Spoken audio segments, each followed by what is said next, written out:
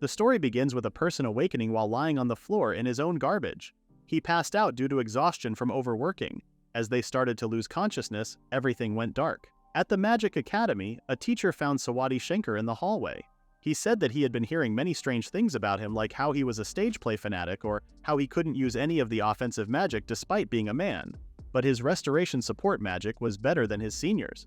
If he was a woman, he might get a call from the army or the capital, or he could be a noble woman. He was a kind person, but as a commoner, having himself enrolled in this academy was already an amazing feat by itself.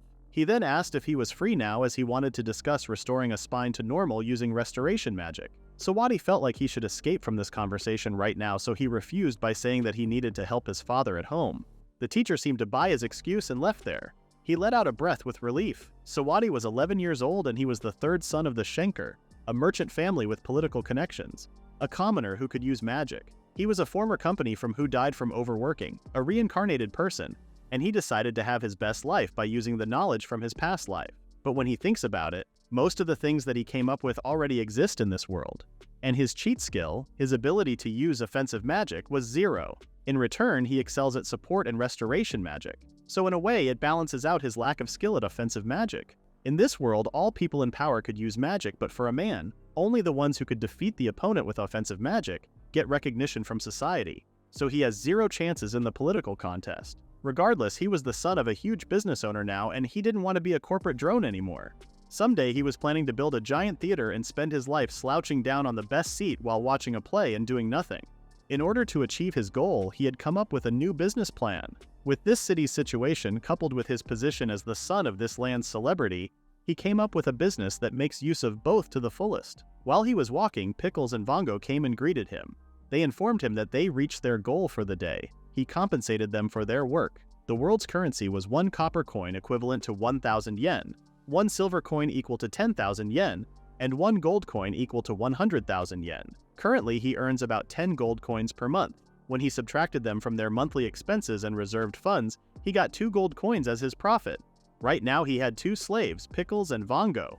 They don't get any wages, but he gives them allowance and pays for their regular meal. Even though he loved some terms, he still felt overwhelmed by the travel expenses and cheap lodging. The business plan that he came up with was buying cheap slaves and then taking a cut from their work as adventurers. He promised to make a shack for them in the courtyard and asked them if they had any special requests. 1 year ago, his servant came and asked him if he was sure about it. He had told his father about his plan, and he had been saving up his allowance for the past 10 years to cover today's expenses, so everything should be fine. An old man came and thanked him for waiting. Without further ado, he introduced the cheap, young, and defective female slaves to him, and asked if he would like to buy them. Besides buying defective slaves so he could get them cheap, they get healed with his magic, and they can repay him their favor. The slave merchant can clean his stock, and the society gets a new workforce, so everyone gets a benefit. He decided to go with the centaur girl who had bad eyes and hind legs. His servant wondered what he was going to do with her. He cut her body a little, and it seemed like she can't feel the stab, which was probably a spinal cord injury. He then healed the cut he made with restoration magic and told her to get up. She tried to stand up and was shocked that her leg was moving. Sawadi removed the root cause, but she still needed rehabilitation. She thanked him for having her and promised to do her best. And so he brought this centaur slave named Pickles back to his house, and every day, he let her eat to her heart's content. Her leg treatment also continued. During the day, even when she had to force herself, she would walk around the courtyard, and during the night he would nurse her with his magic again. He wouldn't forget to take care of her mental health. He washed her body in the bathroom as well as brushing her coat. One day he brought her to a workshop that was owned by an old man he knew. They had come to pick up her glasses. When Sawadi looked at her, he noticed that her genes were perfect even though it was only been 2 weeks. The cause of Pickles' bad eyesight was a blessing from a mole god. She could dig a hole faster, she was good at swimming and also good at smelling. But her vision was bad, and it was a useless blessing for a centaur. Her glasses fit perfectly, and it seemed like she loved it. Her eye condition wasn't something that could be fixed with Sawadi's magic, so she had so. When they left the workshop, he asked her how the world looked to her now, and her response was crying her eyes out. On her first day of being an adventurer, they checked everything and warned her to not overdo herself. He told her to hand over the letter to the guild's reception desk, and if she needed any money, she could use everything in the pouch. With that, his plan of buying cheap slaves and then taking a cut from their work as adventurers started to roll. Pickle and Vongo were working in harmony together. The speak thrower tool that Sawadi gave Pickle was so good and always hit the bullseye, but the darts Vongo got weren't really a killing tool. They pierced through, but the enemies could still run away. She advised her to tell him. Bongo really respected Sawadi because he saved his life, and she thinks she wouldn't be there without him. She didn't remember what happened after she was sold. Sawadi said that when harpies can't fly, their blood would rot and they would die, so she supposed that she was dying. Since becoming his slave, she was well fed, and her wings were also grown back using his magic. After her wings grew to their full size, he practiced flying non-stop from morning to evening just so she could fly again. It was hard and she had lots of failures. Even so, Sawadi always looked after her with his magic. One day, her hard work paid off and she started to fly. Since then, she had been working at the guild as his master servant with a younger slave Pickle, who was like a little sister to her. They were the only people who could support Sawadi, and they were both dedicated to this mission. If one day he fell broke, Pickles and she would be the ones who would put food on their table. The other adventurers were pretty satisfied and grateful for their hard work in the field, and they all seemed to like them. Pickles was glad she came to Torquiva because everyone here was so nice. She wanted to be like them one day, to be able to teach something to others or help others. Good cooperation was a must for adventurers, so they helped each other with the things they couldn't do by themselves. The current Pickle was no longer a paralyzed little girl who had to stay outside the house and sit down freezing on a corner of the field. She wasn't alone anymore. She felt grateful for the people around her. She wanted to be stronger and be able to do many things. Just like the time when Sawadi bought a slave, she wanted to live in this city with Vongo because adventurers cannot live by themselves. It had been about half a year since the adventurer party that Sawadi managed had 2 members, and the business was still going pretty well. But he wanted to earn more so he could have a breather after he graduated from the Magic Academy. The business was generating money, but it wasn't fast at all, which brought them back to the slave shop again. Pickles was excited to see who would join them this time. During Sawadi's visit to buy Van Gogh, he was eagerly asked if he would sell Pickles. He had no plan on doing that though. The old man came and informed him that they had finished the preparation. He saw the slaves and decided to take them all. One of the girls was dying, but it shouldn't be a problem since he had healed a spine at the academy before. Their members had gotten increased significantly, so he was hoping to make a lot of money. 3 weeks later, all the slaves were practicing, and it seemed like one of them was a little tired. Sawadi had been giving them treatment. Mince, the black-haired girl, was a former soldier. Since she was a lizard folk, her regeneration was incredibly fast. She was strong and could endure punches as well as slashes. She was also resistant to fire and poison but was weak against cold. Roast was a former adventurer. She was a fishman and she was energetic and strong-willed. Although she had been beaten twice by Mince, she was able to connect with anyone and everyone thanks to her background as an adventurer. Lastly, a former merchant apprentice, Chicken. She had problems with her internal organs and almost died. Having her back to normal with his magic was a win in his book. At first, she was meant for non-physical jobs, but since she was sold during her merchant training, her skill was still questionable. He intended to teach her how to help with his family's work. It seemed like his family's accountant was interested in her. After some back and forth, he agreed to lend Chicken to him during the busy season. Sawadi was tired from using so much magic, so he decided to rest while the others were working outside. Later, Chicken came to Sawadi begging him in tears to not let her join them again. He felt sorry for them, so when he banned intensive training on the day off and only allowed it once every 3 days. One day, a man named Lazuli came. He said that the Holy Relief Institution where he belonged was short of capable healers, and the situation was quite alarming. Lately, he had been getting more and more requests like that old man who wanted to be a slave so he would heal him. Another old man would give his daughter if he agreed to heal him. All of them had just been old men. He told everyone to show Lazuli the exit. She came and asked who that man was.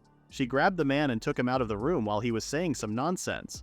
There had been a misconception about Sawadi being perceived as an altruistic man, even though he made every slave he healed work for him. Investing in adventurers in this city was pretty popular since this city was located in such a strategic place. Right now he has 4 members and he gets about 50 gold coins per month. After deducting it from the expenses, 10 gold coins per month was his profit. It felt good to make money, but he still had a long way to go compared to his family's business. Several days later, 2 women came and introduced themselves. One of them was a 17-year-old maiden named Seal, who was good at singing and dancing. The other was a 19-year-old maiden named Hunt, and she was good at poetry and sewing. His brother gave Hunt and Sealy to him after he learned that he had been looking for slaves. He asked them if they could cook and took them as the cook of his adventurer team. He was planning to sell a novel dish at a food stall during Thanksgiving in 2 months and they were going to help him develop it. Sawadi was sure they came prepared to have intercourse with him, but he had no interest in anyone other than his future wife and bar hostesses. If they had any relationship like that, things might get complicated like an illegitimate child. He didn't want to be like his older brother who got his head cracked open by his wife. They got the ingredients and started preparing a menu for Thanksgiving. They were going to make pasta, but unlike any of the home-cooked recipes in this world, They weren't making short pasta like Fired of Baked. He said that they were going to make pasta noodles called spaghetti. First things first, he talked about the steps. Step 1 was to knead the dough, and the second step was to flatten the kneaded dough using a custom-made machine. They needed to put the flattened dough on the blade's side and turn the handle. With that, they started making it.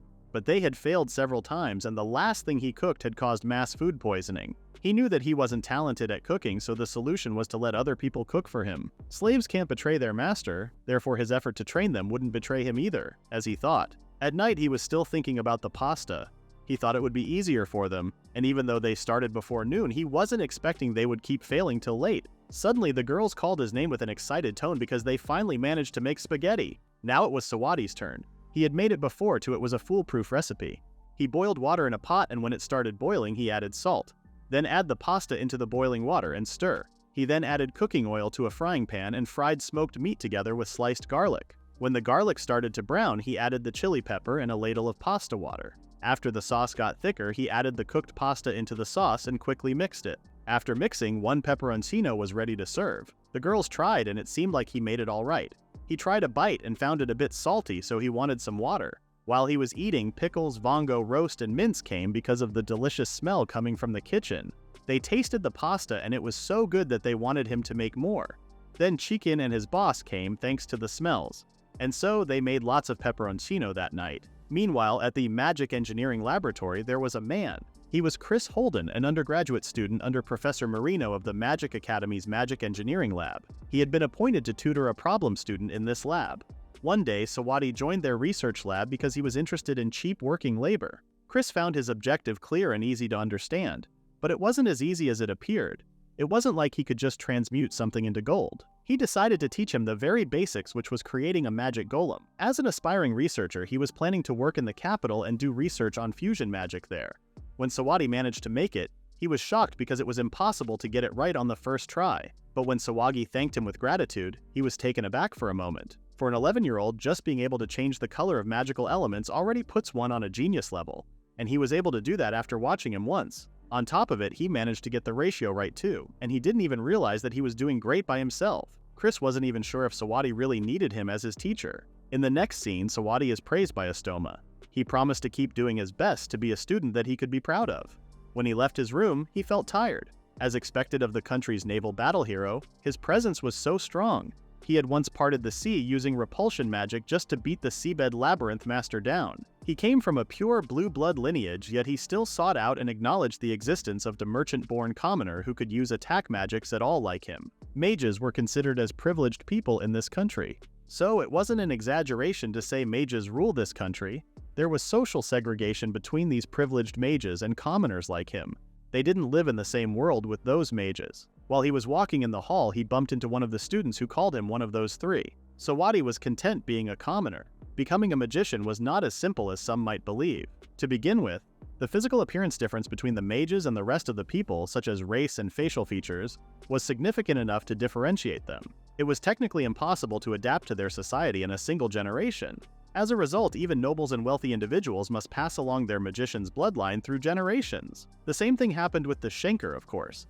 That is how he gained the ability to utilize magic. His survival strategy was just not sticking his nose in the air around the strong. Two students asked him about his results. They were Ginny and Ella, his friends from the same year. They were all commoners who could use magic and love theater. Even though he took the helm of reconstructing his house, he couldn't get any introduction letter for applying for a job. They started to talk about the things they had applied. They can't be a sailor, teacher, or anything, so it was hard for them to pick a job. But luckily, Sawadi already had his dream.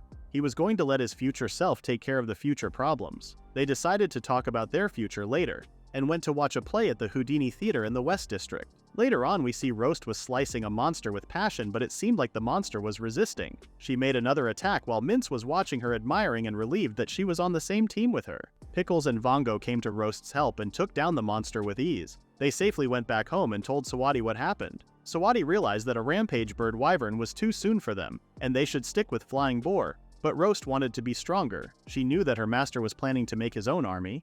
He could have sold his slaves after he healed them, but instead, he intentionally made them fight like this. Mages like Sawadi were in a different league than the slaves. They were generally not afraid to do immoral things.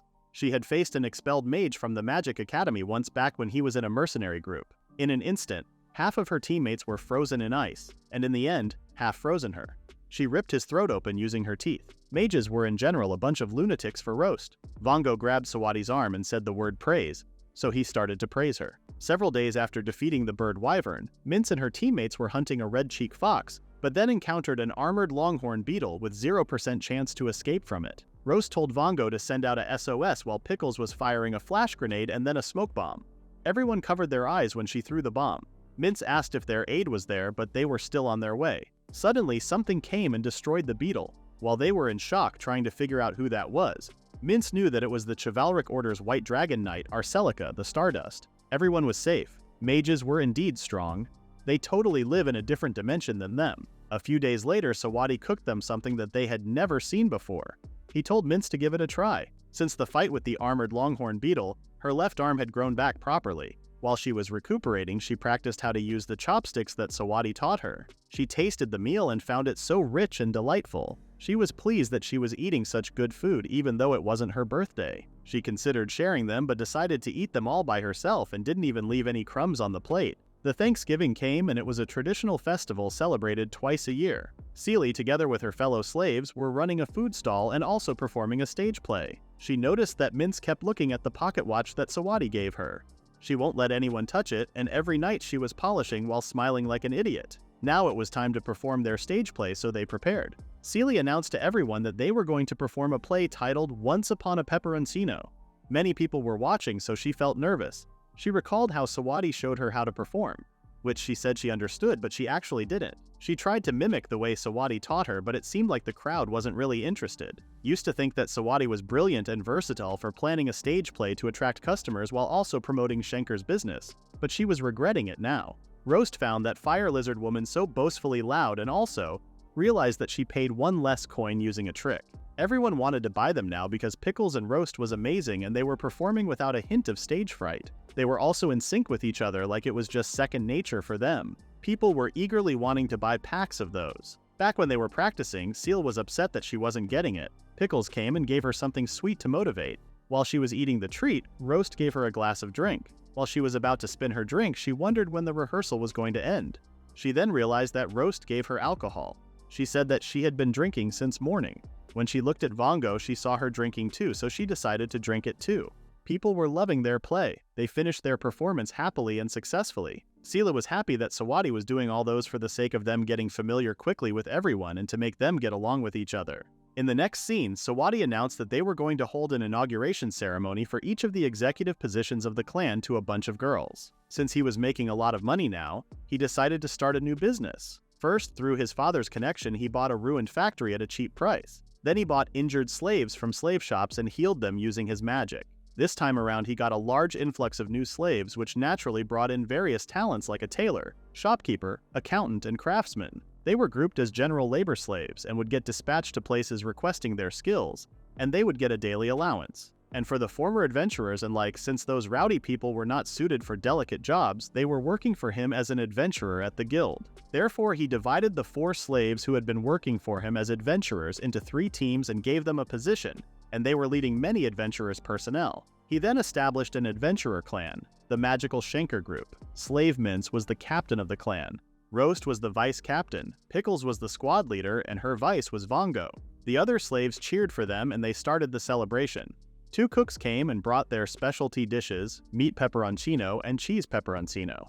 Spaghetti was getting known as pepperoncino instead, but Sawadi was the only one who found it weird, so he didn't say anything. He watched people enjoying and celebrating and he couldn't help but smile. Before he even realized it, his slaves had built deep friendships with people in this city by themselves, and they seemed so happy. That day, he was convinced that the staffing agency business he just started would have a bright future. At the Magic Engineering Laboratory, Sawadi once again made another amazing creation, impressing Professor Marino. It wasn't about the performance or the aesthetic of the artificial beast, it was the improvement of convenience. Such a commoner's way of thinking was maybe something they could learn from. But artificial beasts were disposable magical beings, so they could just make them whenever they needed, as Chris said. But it wasn't unlikely that researchers like them get a request to produce a large number of artificial beasts. Even a simple one like the imp would require so much effort to produce at a big scale. After they get spent, they would need to make a new batch for replacement so they could give them this modular type artificial beasts and just replace the magic crystal when it gets spent. That way, it doesn't become a chore anymore. Sawadi was listening to their professors discussing while admiring them. When Chris asked how long it could last, Marino answered by saying they only needed to change the crystal once per day. That was amazing. He asked Sawadi if he wanted to start his student research project this term. Chris found it too early for Sawadi, but that was the reason why Chris was going to be his supervisor. They were going to have his name as one of the authors of the paper so they could avoid unnecessary noise. Chris seemed fine with it, since nothing good would come out from a commoner mage making an achievement or a contribution was good. He had no interest in getting famous after all. Everything settled, they were going to put Chris's name on the paper and start planning out the research right away. Since then, the research on modular-type artificial beasts has been progressing well. Before he realized it, a whole 2 years had zipped by. Speaking of research, it had led to the creation of modular-type dragons. His supervisor Chris and his other supervisor after she got called to the capital, and they would continue the research at the research lab there. He was hoping that he was going to enjoy a happy after-school, but while he was casually researching on reducing the production cost, he accidentally invented something extraordinary. They couldn't publish this finding yet, and they don't have anyone to be the supervisor. Since there was no one here, he decided to get people from outside. Marino knew that he was worrying but told him that he wouldn't send him to the capital unless he wanted to. A big invention like this was a pain for a commoner like Sawadi. Meanwhile, the girls were working hard. With Sawadi's current income, he didn't think he would fulfill his dream of constructing a theater before his school graduation. So to make more money, he took a slight risk. Under his headquarters, they dug a secret tunnel that connected this place to a dungeon outside the city. If he could create artificial beasts that could accumulate magic from their surroundings, he could also create artificial beasts that could generate magic crystals by accumulating magicules, making Sawadi able to create a magic crystal factory. But the yield was so much worse because the amount of magicules in the air was thin. Therefore, he decided to make use of the thick magicules of the dungeon across the river outside the city. Magic crystals were hard to come by and sell for a high price, but he had an inexhaustible source in his hands. All that aside, even though his slaves were obedient, maintaining their motivation was still important. He took out his megaphone and stated that anyone who ran out of buffs could see him and he would give them regeneration and enchantment buffs again. Allowances and boozes were just a paltry amount of money, so he shouldn't be afraid to use it more often. In the meantime, he opened a fancy coffee shop next to the headquarters for the sake of his slave welfare and as a business. He dressed his slaves in cute uniforms and had them be the cast members of the cafe, and it was pretty successful. At this point, he needed to come up with more different things because being the one who was responsible for the livelihood of those relented people was quite stressful. The next morning, everything was going well at the Adventurer Guild. People were getting their work done, and after a while, the place was almost empty. The girls were relieved that the morning's busy hours were over. Someone came and wanted to ask something, but then the girls realized that the usual girl wasn't there today. Today was Chicken's day off. Lately in the city, sitting in the outdoor area had become a status symbol, so she wanted to do that too. While she was sitting, a rabbit-fold girl, Elaf, came and asked if it was her day off. While they were chatting, Chicken was thinking about the rumor that Elaf getting hit by 5 men already. She envied her, but a slave who could think of having luxury goods was something that could only happen in the Schenker family, so she tried to control herself. Roast came and it seemed like she noticed that Chicken likes luxury items. She teased her, and while she was yapping about fashion, Roast noticed that she sounded like Sawadi when she talked about fashion. Before Chicken could say something, she noticed that Roast was wearing a high-class shirt and trousers. She explained that she never bought her own clothes, and she got them from people giving stuff to her. While Roast was explaining where she exactly got the clothes, Chicken teared up and couldn't stand it anymore. While she was running away, she felt so bad that she wasn't the one getting the clothes. She wanted to get hit on by men, have her own clothing shop and make a lot of fashionable good things and sell them to get a lot of money. Meanwhile, Sawadi was waiting for his new supervisor. Not so long later, a beautiful woman named Lola Salela came and introduced herself as the researcher who was going to start working in his lab today. She said hello to him and told him what a coincidence it was to meet him there. He was thinking the same and asked her if she liked to watch a play. Lola said she was pretty busy when she was still in the military, and ever since she came to that city, she had too much time. Miss Lola Salela was a 21-year-old ex-army researcher from the capital, and also she was 20 cm taller than Sawadi. Sawadi couldn't help but think both yesterday and last week were a great coincidence to meet her at the same theater 3 times in a row. He was wondering if it was really a coincidence. Lola told Sawadi that she was free, and if he wanted she could show him around the city, then they decided to go. They went to a cafe and Lola was telling Sawadi about her memories from the army. She said they had pushed through behind the enemy lines and arrived right below the flying battleship. Then they had destroyed the ship into pieces using their ultimate weapon, a scorching hot explosive beam. She asked Sawadi what kind of expression they had on their faces when it happened. He thought that felt like hell, and thought about what kind of torture she was subjecting him to. Lola was suspiciously trying to get closer to a commoner student. She must have found out about the crystal factory. Sawadi thought he had his suspicions that she was an investigator sent by the military. They went to several different shops just for her to buy a single coat.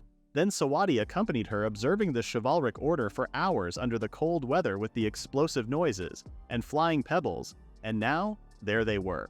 Lola continued to tell his stories from the army. She said that was the time she received the Sword Eagle medal. Even in the army, less than 100 people have received the medal. Sawadi thought it was awesome as someone who could proudly tell such stories. He wondered how many enemies she had killed. Lola asked Sawadi if he liked stage play or not, and asked him what kind of story he was into lately. He thought he should have answered that as easy to digest as possible while also not creeping her out. Sawadi said he loved expelled stories. The genre was invented by the genius screenwriter Mechius. There have been plays like Expelled from a Noble Family, Expelled from an Academy, Expelled from an Adventurer Group, and many more. Lola asked him if Mechius was the eldest son of Count Warren. She thought she had met him at a party before. He asked her what kind of person he was because he was a big fan of him. She said she wanted to save that story for next time and asked him next week right after a play. He said he was going to book the seats. Then she moved closer to him, touched him on the shoulder, and told him she had so much fun today. 1 week later, Sawadi hurriedly brought Lola to a shop and she asked if he was being so impatient, so he apologized for that. But he had been wanting to learn about Mechius for the past week. They got their coffee, sat down, and Lola asked Sawadi if that day was just for the Mechius story. She asked when the story was over then if he wouldn't need her anymore. He said he didn't mean to do that. She said he was different from the stories she had heard before. She said she heard from 2 people who moved to the capital that there was this one commoner who was inventive. He excelled at school and research, but he couldn't use any of the offensive magic. Besides, as Lola heard, he was living in obscurity. However, Lola said that when she met him, he was just a boy of his age who used his free time to study and do research and was really into theater as a hobby. Lola wanted to get straight to the point and asked Sawadi if he was the one who invented the modular-type artificial beast. Lola said the secret about the factory was still safe. Commoners usually do that to protect themselves, so she could understand the reason. She said regardless of their nobility status, bright minds who had done good for the country should be acknowledged. In short, she said, the country wanted him to become a nobleman. Sawadi asked her why. She said his research had saved military spending by 10–11%. Lola said therefore his talent had gained their interest. He asked if that was what happened, and she said also, luckily he was the 3rd son. She said 13 and 21, the age gap was slightly big, so she said she became his spouse. So if he didn't like the idea, he must have felt free to tell Lola. Sawadi was in shock and thought if what she meant by becoming a nobleman was by marrying her. Sawadi told Lola that she was from a really good noble family, so he was sure that her family wouldn't like her to marry a commoner.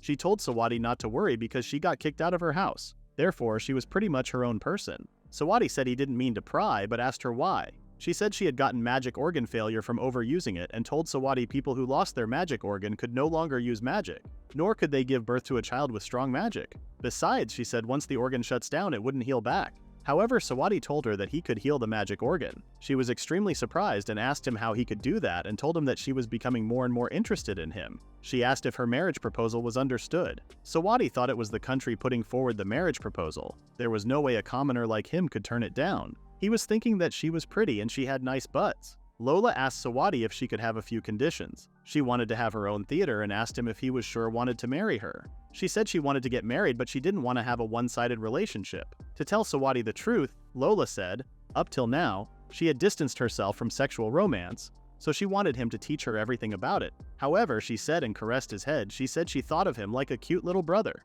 Sawadi questioned if he should have been happy hearing that. It was the morning of another day and Lola had woken up from a nightmare of war.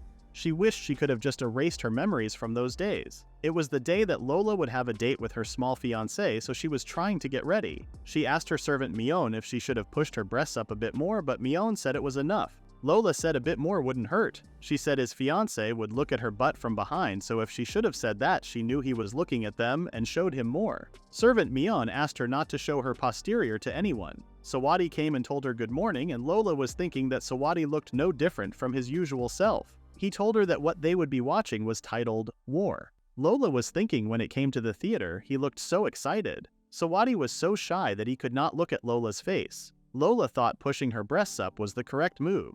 They arrived at the theater, watched it, and then they went to eat something. Lola told him that she had never seen any of those foods before. He said his cooks had done their absolute best to make his ideas into reality. She asked if it was okay to book the whole cafe just for her. He said it was fine and asked her not to worry and to try her food. She liked everything, and then Mince came to tell his master Sawadi that his ride was ready. Then Lola saw a crowd and asked Sawadi if they were his family's personal troops. He said they were his slave adventurers. Since it was late, he asked them to guard Lola and Sawadi's home. Lola thought that they seemed to be trained for different things too.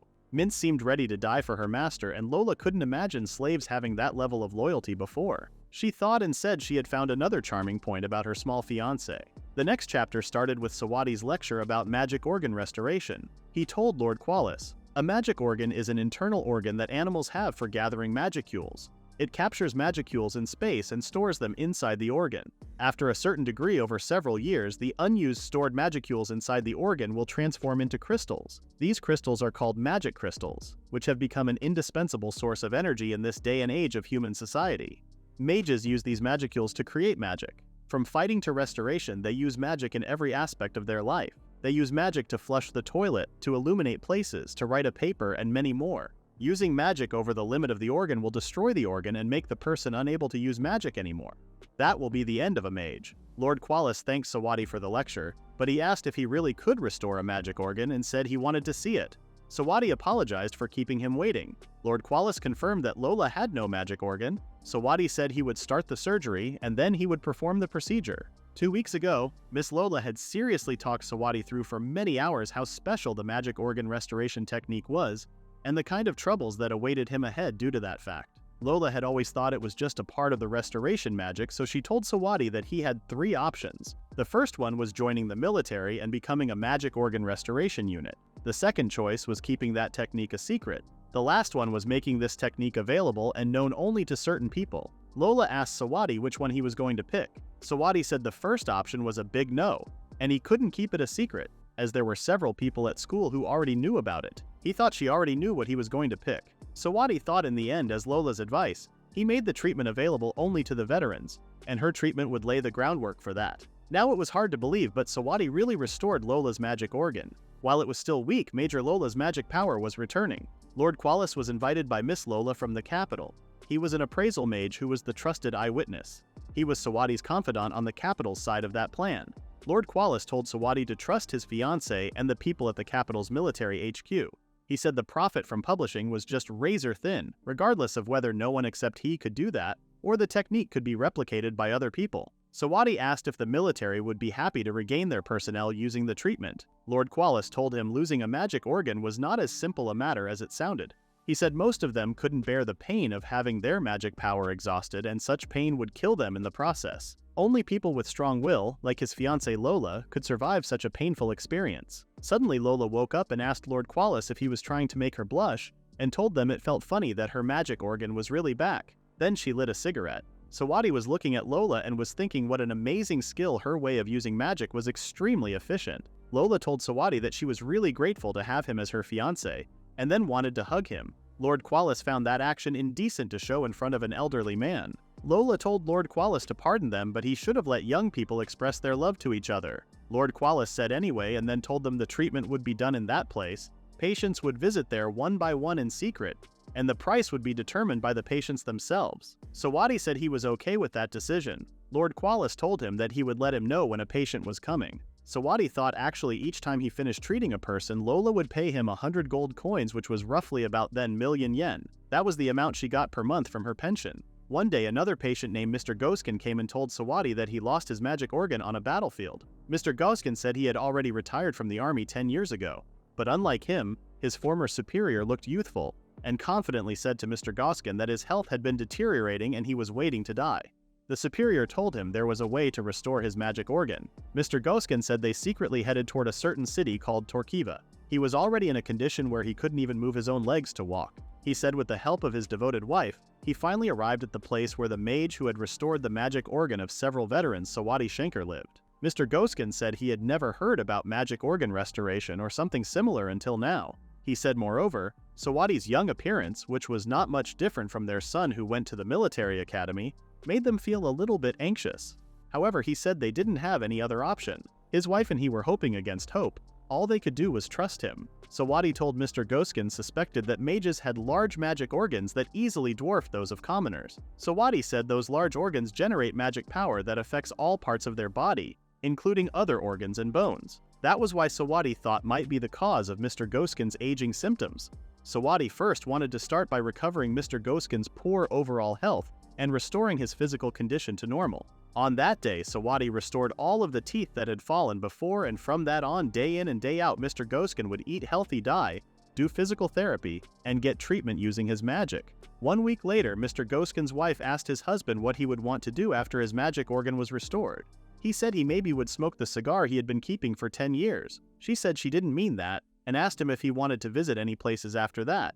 He said they could go anywhere after that. She asked what about going to the Expo Commemoration Museum that they had been wanting to visit.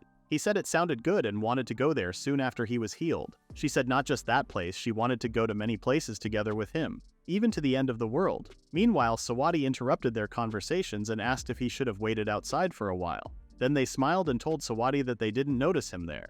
He said he felt envious of their passionate love. Then he said he wanted to go straight to business. He asked if he wanted to start to restore his magic organ that day. The magic organ restoration was made, and Mr. Goskin lit his first cigarette after that, and told Sawadi he felt like he was finally coming home, and said he could not thank Sawadi enough. He said he would forever be greatly indebted to him. Sawadi told him not to worry about that, but he said he was going to bring something next time. Sawadi said he just wished him to get back to full health. Then he sent them off. Sawadi started to think about what to do when he got 100 coins this time. He thought he had more slaves now. Maybe he should have bought buildings on top of the tunnel and used them as ventilation, rest areas, as well as for business. He planned that Chicken would take care of choosing slaves with the right talent for that. She had been strangely motivated lately.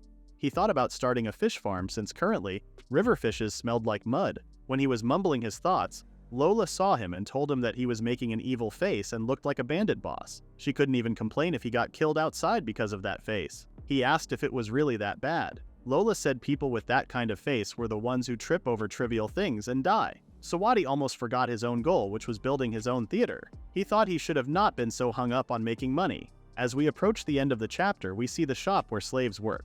Mamoy thought she had to finish tomorrow's stock before the day was over.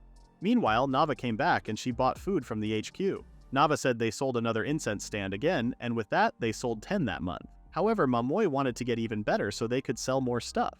Nava told her that she was going to do her best so she could paint her wooden handicrafts more beautifully, and they wouldn't be sold again. After they ate, they both got down to business and were chatting in the meantime. Mamoy told Nava that the fish they just ate now, she heard it came from ponds with tons of fish that the master made somewhere. She asked Nava if the master was an amazing person, like he would make a business out of anything.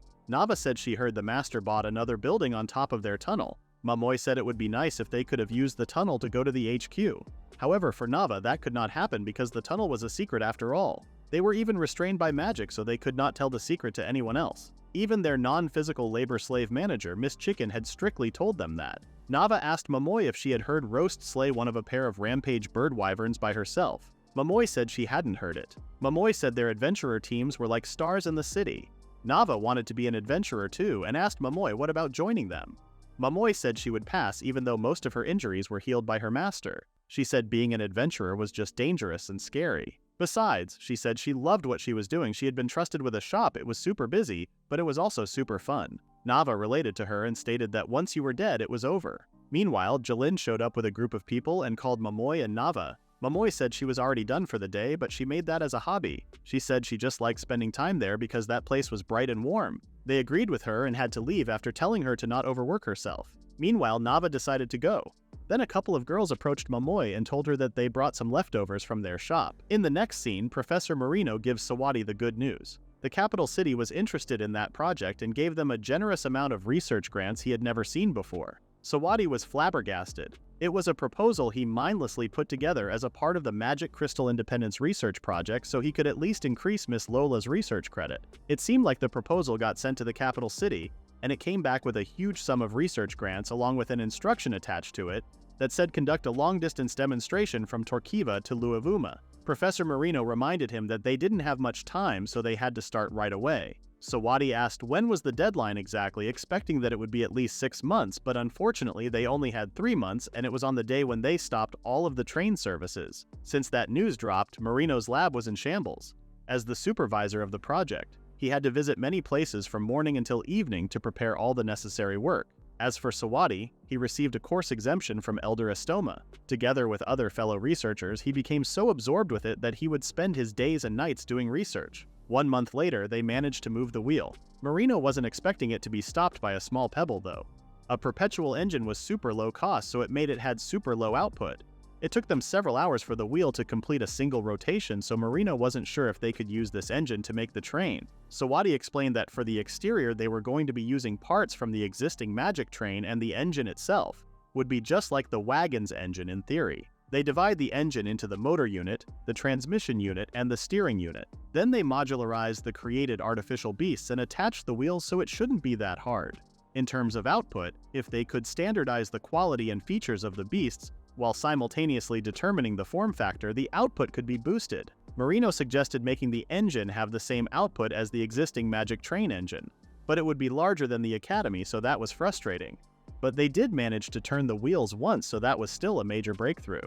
3 months had passed and Sawadi was in the laboratory looking exhausted, but he was smiling while sipping his coffee because the perpetual engine train was completed. They somehow managed to finish the train and named it Perpetual Train. Currently, it needed 5 more locomotives to move a single passenger car, filled with VIPs from the military. Marino was indeed amazed by the vehicle, but Sawadi was still thinking about the low output problem they couldn't solve. However, he decided to not care about it because once the demonstration was over, it would be the capital city researchers' problem to solve. The demonstration started with Lola, and she informed everyone that the meters and gauges were working fine, and everything looked normal. Marino was thrilled, but Sawadi decided to assume the worst. The train started moving, but it seemed like it was moving incredibly slow.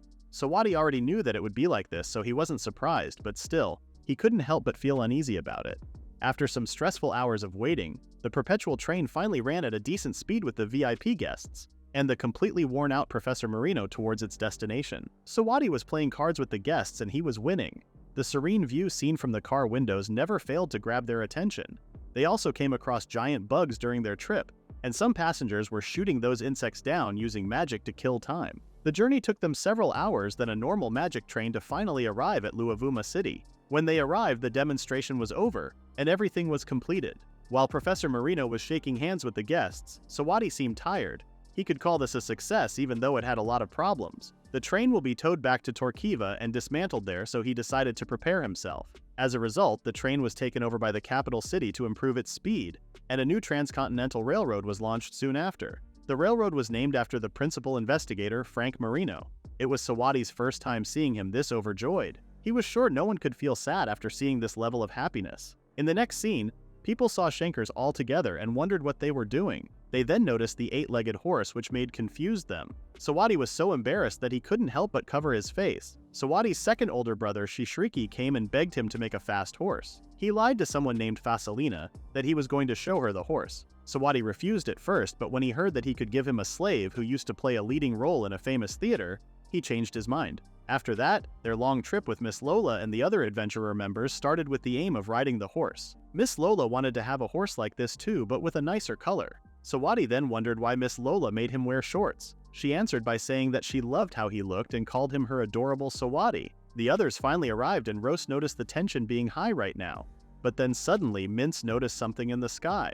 She immediately told Sawadi to escape because it was a Titan flying centipede. Sawadi instructed Vongo to make the SOS when Miss Lola told Mince to hold her cigarette for her. She started to walk toward the centipede and destroyed it with one move. The girls were shocked, but Sawadi wasn't. Mince handed her cigarette to Lola while stating how amazing she was. The others also started to praise her and wanted her to tell them about the battle stories she had. Miss Lola started to tell them while Sawadi was lying on the ground resting. Sawadi felt like he had something that he had to do these days. He thought about the possible reasons for that and concluded that he now had more free time after being so busy with a big project for so long. His brother asked where was his fiancée and teased him. Sawadi dodged his joke and explained that she was having a tea party with other neighborhood housewives. That was the duty of the head of a family. While his niece was hugging him asking to play together, his brother stated that he wasn't a child anymore and was about to start his own family, and added that he needed to think about his responsibilities. Sawadi didn't seem to care about what he was saying and talked with his little niece. He then went to the kitchen and called Hunt. He was thinking of developing a new menu.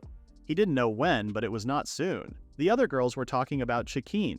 They seemed to like her personality and the way she dresses and were teasing each other for not having a boyfriend for specific reasons. Hunt interrupted them and commented that slaves like them wouldn't be able to enjoy this better than average life if it wasn't for their master Sawadi. Sawadi then went to the tunnel and he was informed that they had 12 units of artificial beast-producing magic crystals. They could produce roughly up to 100 magic crystals per day. Sawadi wanted them to store all of them. The tunnel was completed. Magic crystal production was running well and he was in negotiation with his father about the trading route. He felt the relaxation of getting closer to his dream. Chikin mentioned that the size of the crystals was slightly larger than the one on the market, so was going to adjust the size. She noticed that something was off with Sawadi, and when she asked, he told her that it wasn't important and went back to work.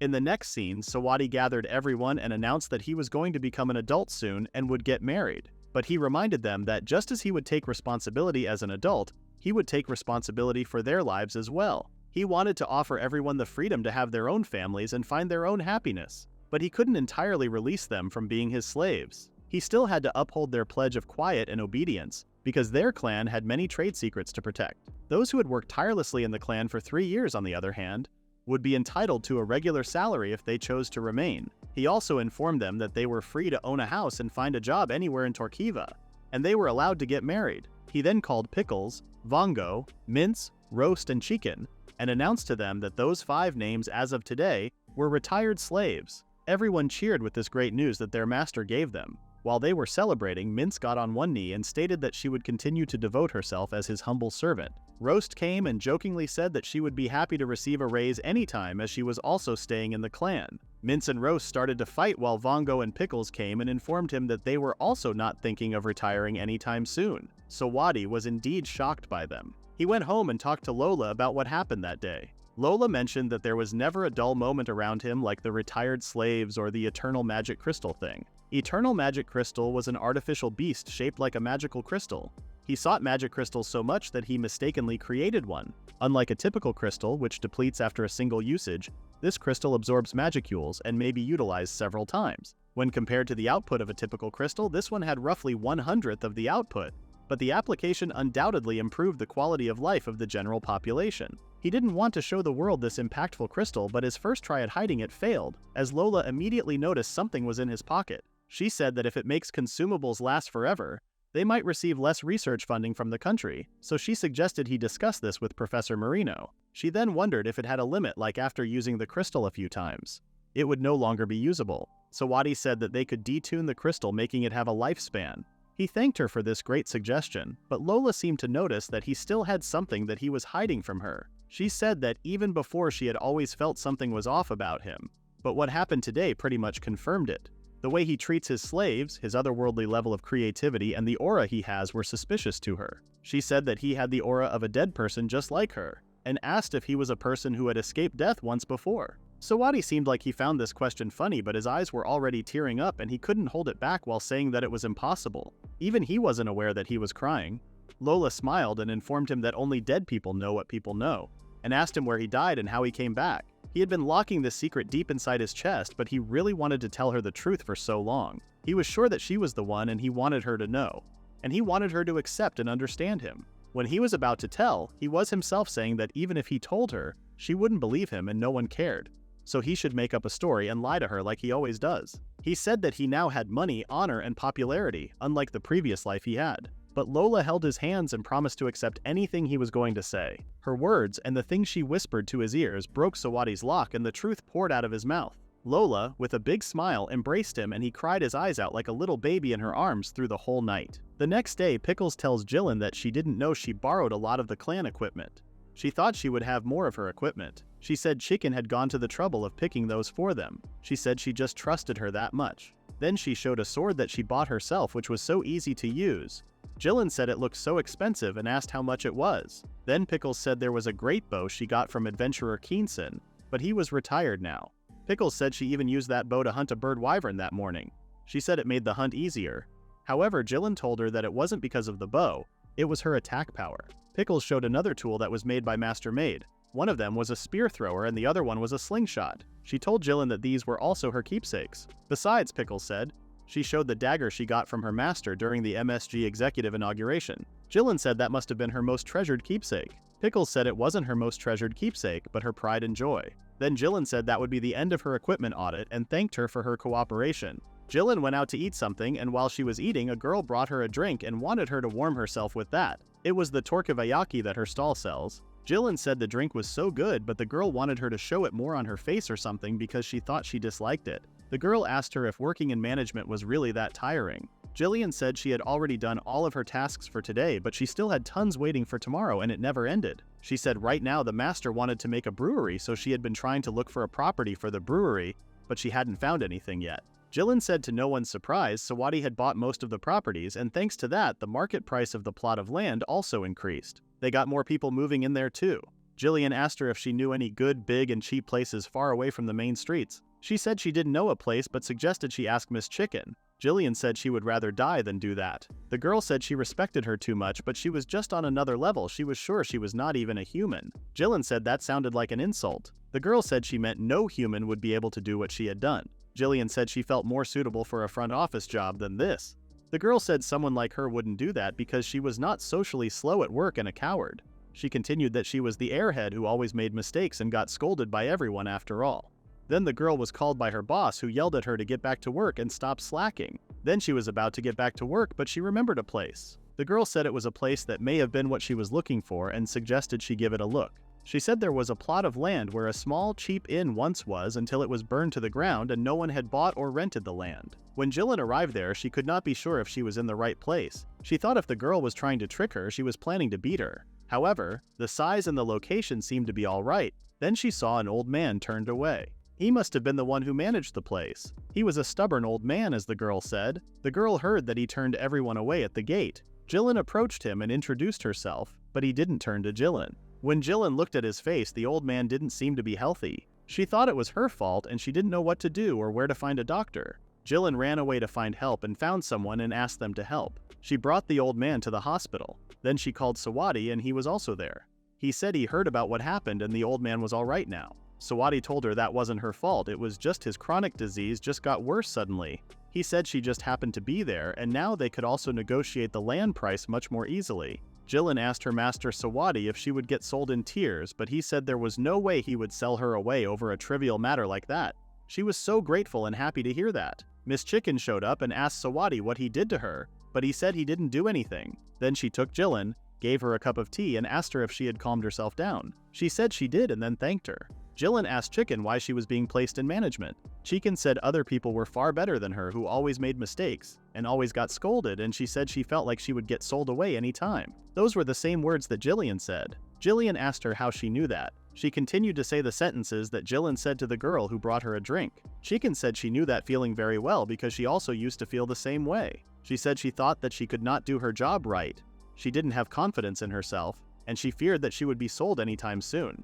Whenever she looked at people around her, they looked like they were enjoying their work while she felt like she didn't belong there. She said she was envious of them. However, Chicken said, she didn't understand everyone was just doing their best to protect the place where they had finally belonged. Chicken said she was busy every day, and her workload was also steadily increasing. She didn't have time to think about that. And just when she started to forget it, she remembered her master Sawadi's trust in her. She said then she understood that it was her place where she belonged. Chicken told Jillian it was how her story went, and told her if she didn't feel like her current job, not be afraid to voice it. Chicken said she would give her a different job, but in any case, she would never get sold away over a matter like they had today. Jillian said the master also told them the same thing before and told her that it felt like both of them shared the same mind. Chicken said she didn't know if she should have been happy to hear that. Jillian was surprised and asked her why. Chicken said he had made numerous inventions that have invigorated that city's economy, and he was a prominent figure all around. Jillian asked her if it was the first impression she got when she only looked at him from the outside. Chicken told her that she would understand it eventually. Chicken focused on the word trust. She said if he trusted them, then he would have shown them his real face much sooner. She said it felt like there was something massive and transparent that they didn't know separating them from him. She said if only she had stepped across it, if only she had been bold enough to reach him with her hand, but they were his slaves and he was their master. It was their bond that shackled them. Chicken said the only thing that they could do was to wait for the day when he finally showed them his real face. That one morning when he finally showed them his real face, the face of a person who had removed his walls, a person who had finally come to their side. Jillian asked her how should have put it. Chicken guessed Sawadi was problematic. Then Chicken looked at the watch, then she remembered she needed to go somewhere and told Jilin to go home and rest well because of the work she was going to give her tomorrow.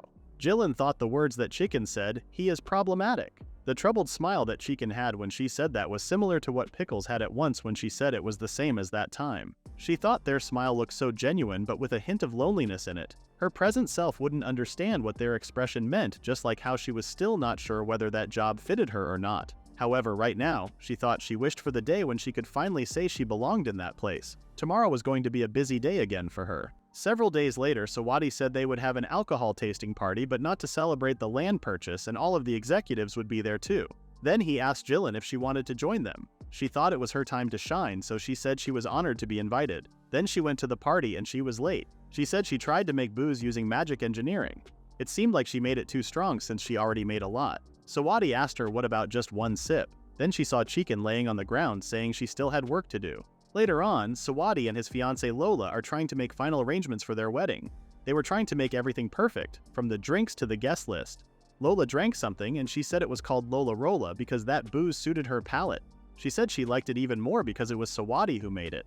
Then asked him if he was going to sell that because he had spent time and effort making it. Sawadi thought they were already at maximum capacity just for the venue and the wedding souvenir. There was actually a way to make high-proof liquor much easier, but they would use that method when the brewery was ready. He said that they could use the product not only as a beverage, but as a disinfectant, a fuel, and many more. Sawadi asked Lola if she knew the meaning of misconstrue. She said she knew and then asked him if there was something wrong. He said they had more guests than they planned. He would become a member of the nobility and he didn't want to call their names wrong. Then they both looked at the list. The names on the page were soldiers Sawadi had treated. She asked if he remembered them.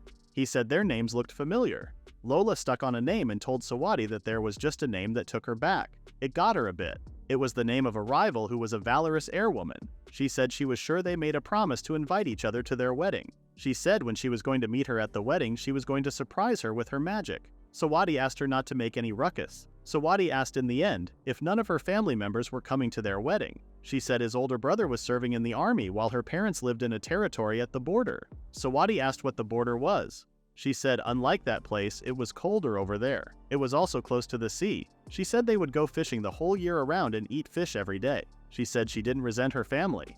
She said she meant no one wanted to see their daughter or younger sister become older than themselves. However, Lola asked as a family, as Sawadi's own family, if they would always be supportive of him. She said they had a lot of responsibility and things to keep, so what anyone thought was right might not apply to others. Sawadi got what Lola meant because he also did the same thing as them. He told Lola that he hoped they could be a happy family. She said they would. Sawadi told her that he wanted to have 5 children and told her to do their best with a big smile on his face.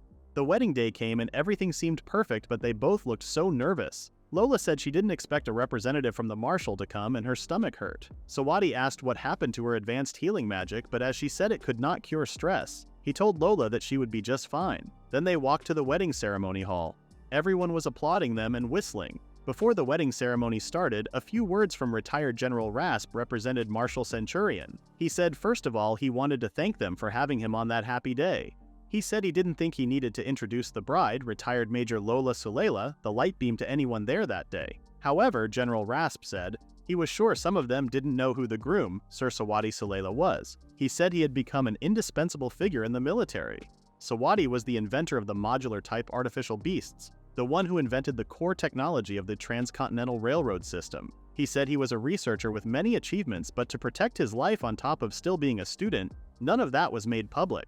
However, he said that it was only natural for that country to reward such a prolific researcher, and there was no better day to address that than that very happy day. Therefore, he said, Sawadi would be awarded the Great Eagle Medal with swords as well as the 3 diamond medals. Then he ordered Sawadi to move forward. Sawadi went to take his medals and told them they should have told him that things were going to happen. However, the marshal loved to surprise people. Marshal told Sawadi he had officially become a member of the aristocrats. He said that place might have been just a rural place, but having Sawadi as an assistant professor at the Magic Academy, that town's prestige had slightly increased. Miss Goskin and Mrs. Goskin were at the wedding and they congratulated Sawadi's wedding. Sawadi asked him how his health was. Miss Goskin said he had never been better, he was healthier than he was before. He asked if Sawadi made that tasty liquor. Sawadi said he did it and called it Lola Rola. Miss Goskin told him that he really loved his wife and told him that he wished he could be like him.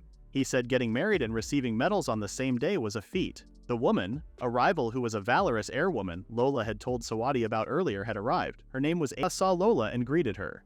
She said nothing had changed because she was the same annoying woman as ever. Ava said she thought Lola would be in a slump after losing her magic organ. Lola apologized for disappointing her. Ava asked Lola when she was going to return to the army. Ava said the match between them was still a blur. However, she said she wouldn't come back. Ava was disappointed and thought she heard it wrong. Lola repeated what she said, and Sawadi told her that his wife would never return to the battlefield and he would protect her. Sawadi asked Lola no matter what happened to the country, never return to the battlefield. She said if that was what he wanted, she was going to do her best to fulfill that. Asked if he was going to protect her because he had never killed a person yet. However, he said he was going to protect her with her inventions and healing magic. Asked if he was going to protect that a demon from herself using his kid toys and his child play spells. She told them to stop messing with her. All the soldiers that Sawadi healed stood in front of Aha and said that they would not let her lift a finger against Sawadi and his wife at any cost. Said she saw everyone who lost their magic organ in that place. Losers who ran away from the battlefield with their tail between their legs. Ha was about to cause a scene, but the marshal ordered them to be silent. He said it was the day for a celebration, so told them to behave themselves. Then they all turned back to the wedding ceremony. Lastly, the kiss from the new husband and wife would be the end of the day's ceremony. Sawadi promised Lola that he wouldn't let her down. He would protect her with all of his life. Then he kissed the bride. Since that day, Sawadi had decided he was going to protect that smile and happiness of the love of his life and the important people around him whom he had met in his second life. He said he would live to his fullest in another world. Lola and Sawadi, who were officially married, started their newlywed life by Sawadi moving to her house. He was greeted by lots of maids who were ready to serve him. Even though he had visited her house several times, he was still amazed by the luxury of the upper class. Now that they were married, he felt nervous. In the next scene, he was telling Chicken about the time when he opened their closet. All he saw were shorts and there were loads of them. Now that he was married, having a house of their own sounded like a good idea, but they took a 2-year loan to buy that huge land for the theater. And he also needed to get used to this noble lifestyle as a commoner. Chicken didn't think he should force himself to live together, and if he felt unsatisfied about it, he should talk to Lola and commute to the house or live in a separate room from her. Sawadi thought about that too because he still had to stay up to finish his research. But the truth was, Lola hated that idea. She thinks that if they weren't together, she didn't want marriage. He found this pretty cute, so didn't insist on her. Chicken asked the main reason why he was there and wanted him to help them if he was free. But he just wanted to brag and didn't want to work, so she yelled at him to go home. Roast came and asked Chicken to handle the bills for her. Chicken looked at the bills and told Roast that they couldn't pass them through, but it seemed like Roast having difficulties, so she begged her. Sawadi had something to earn her some pocket money. He then showed them the new species of artificial beasts that he made. However, they didn't seem to be excited about this. He told them to choose what color of the egg they liked, then put the magic crystal into the bottom of the egg. When they did, the eggs cracked and 3 cute beasts were born. He wanted them to raise and observe them. The truth was, when he went to his parents' house, he was the bicorn he made as a trial had seemed to develop consciousness.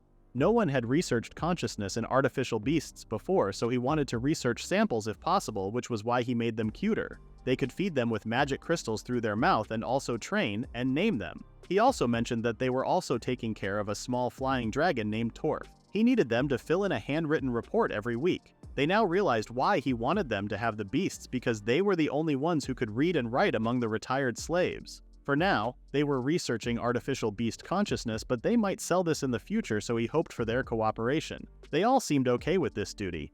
The menu for today's lunch was pan-seared lamb chops with garlic sauce, and the soup was tomato-based. They ate their meal in silence, and when Sawadi let himself on the couch, Lola mentioned how he didn't seem to be enjoying the lunch today. He explained that the food was delicious, but the summer heat was affecting him a lot. Eating hot food on a hot summer day was too much for him. She wondered what was summer like back in his home, but rather than back home, it was different back in his previous world. She asked what he had during summer over there, and he said that something sold and refreshing, foods that quench the throat like summon, or hayamugi. He then wondered if he could do it. Lola suggested to go and try making it. They hopped on the horse and went to get the ingredients, but he was having a little motion sickness from riding the horse. He said that he was going to make that food in HQ, which was why he came home since all the best ingredients in town were here. The servant wondered where his wife was, and he said that she was spending time with father as she rarely visits him. He gathered the ingredients and asked if they had soy sauce and bonito flakes.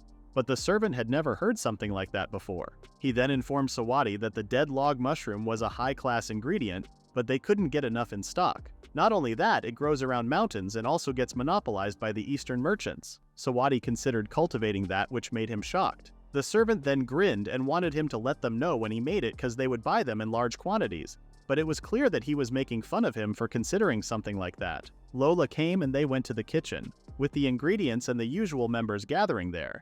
Sawadi stated that he was going to make food that was enjoyable, cool, and refreshing to eat during summer. The meal he was going to do was somen. He told Hunt to take care of the noodles and make sure to knead the dough well. Sela was going to boil 2 pots of water and put dried sardine in one pot and dried seaweed in the other. Lola was going to write down the recipe. Sawadi started making the dipping sauce. He made 4 different dipping sauces with different ratios of soup stock, white wine, sugar, and fish sauce. When he tasted it, none of them were even close except the one with more soup stock. But Lola and Hunt seemed to like the one with more fish sauce as it had a clear and distinct flavor. They then started to boil the noodles. After a specific time, he told her to take out the noodles and chill them in iced water, then spread ice cubes using magic in a bowl. Once they put the noodles on top of the ice cubes, it was done. He tasted the noodle, and from the coolness to the texture and chewiness, it was a simple yet nostalgic taste.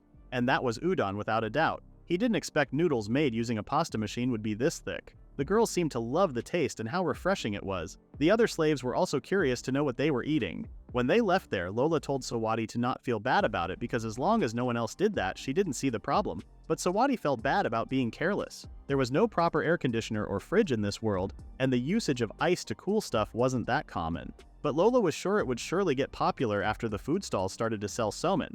As she kept calling it somen, Sawadi got even more frustrated and stated that that wasn't somen, it was udon, and he needed to go back to the HQ for a bit. At the theater construction site, Lola can't even defend him on how ridiculous this thing had become. He started cultivating shiitake mushroom, a high-class ingredient, around the corner of the theater construction site after getting provoked by that head clerk. And just like the alcohol production, he just added an enchantment spell onto the shiitake mushrooms and managed to cultivate A+ grade mushrooms. The girls were sure they would crash the market with that amount. They started harvesting the mushrooms and put them into a carriage. The weather was so hot as always. Sawadi then had an idea and shared it with Lola. He suggested to go to a swimming pool.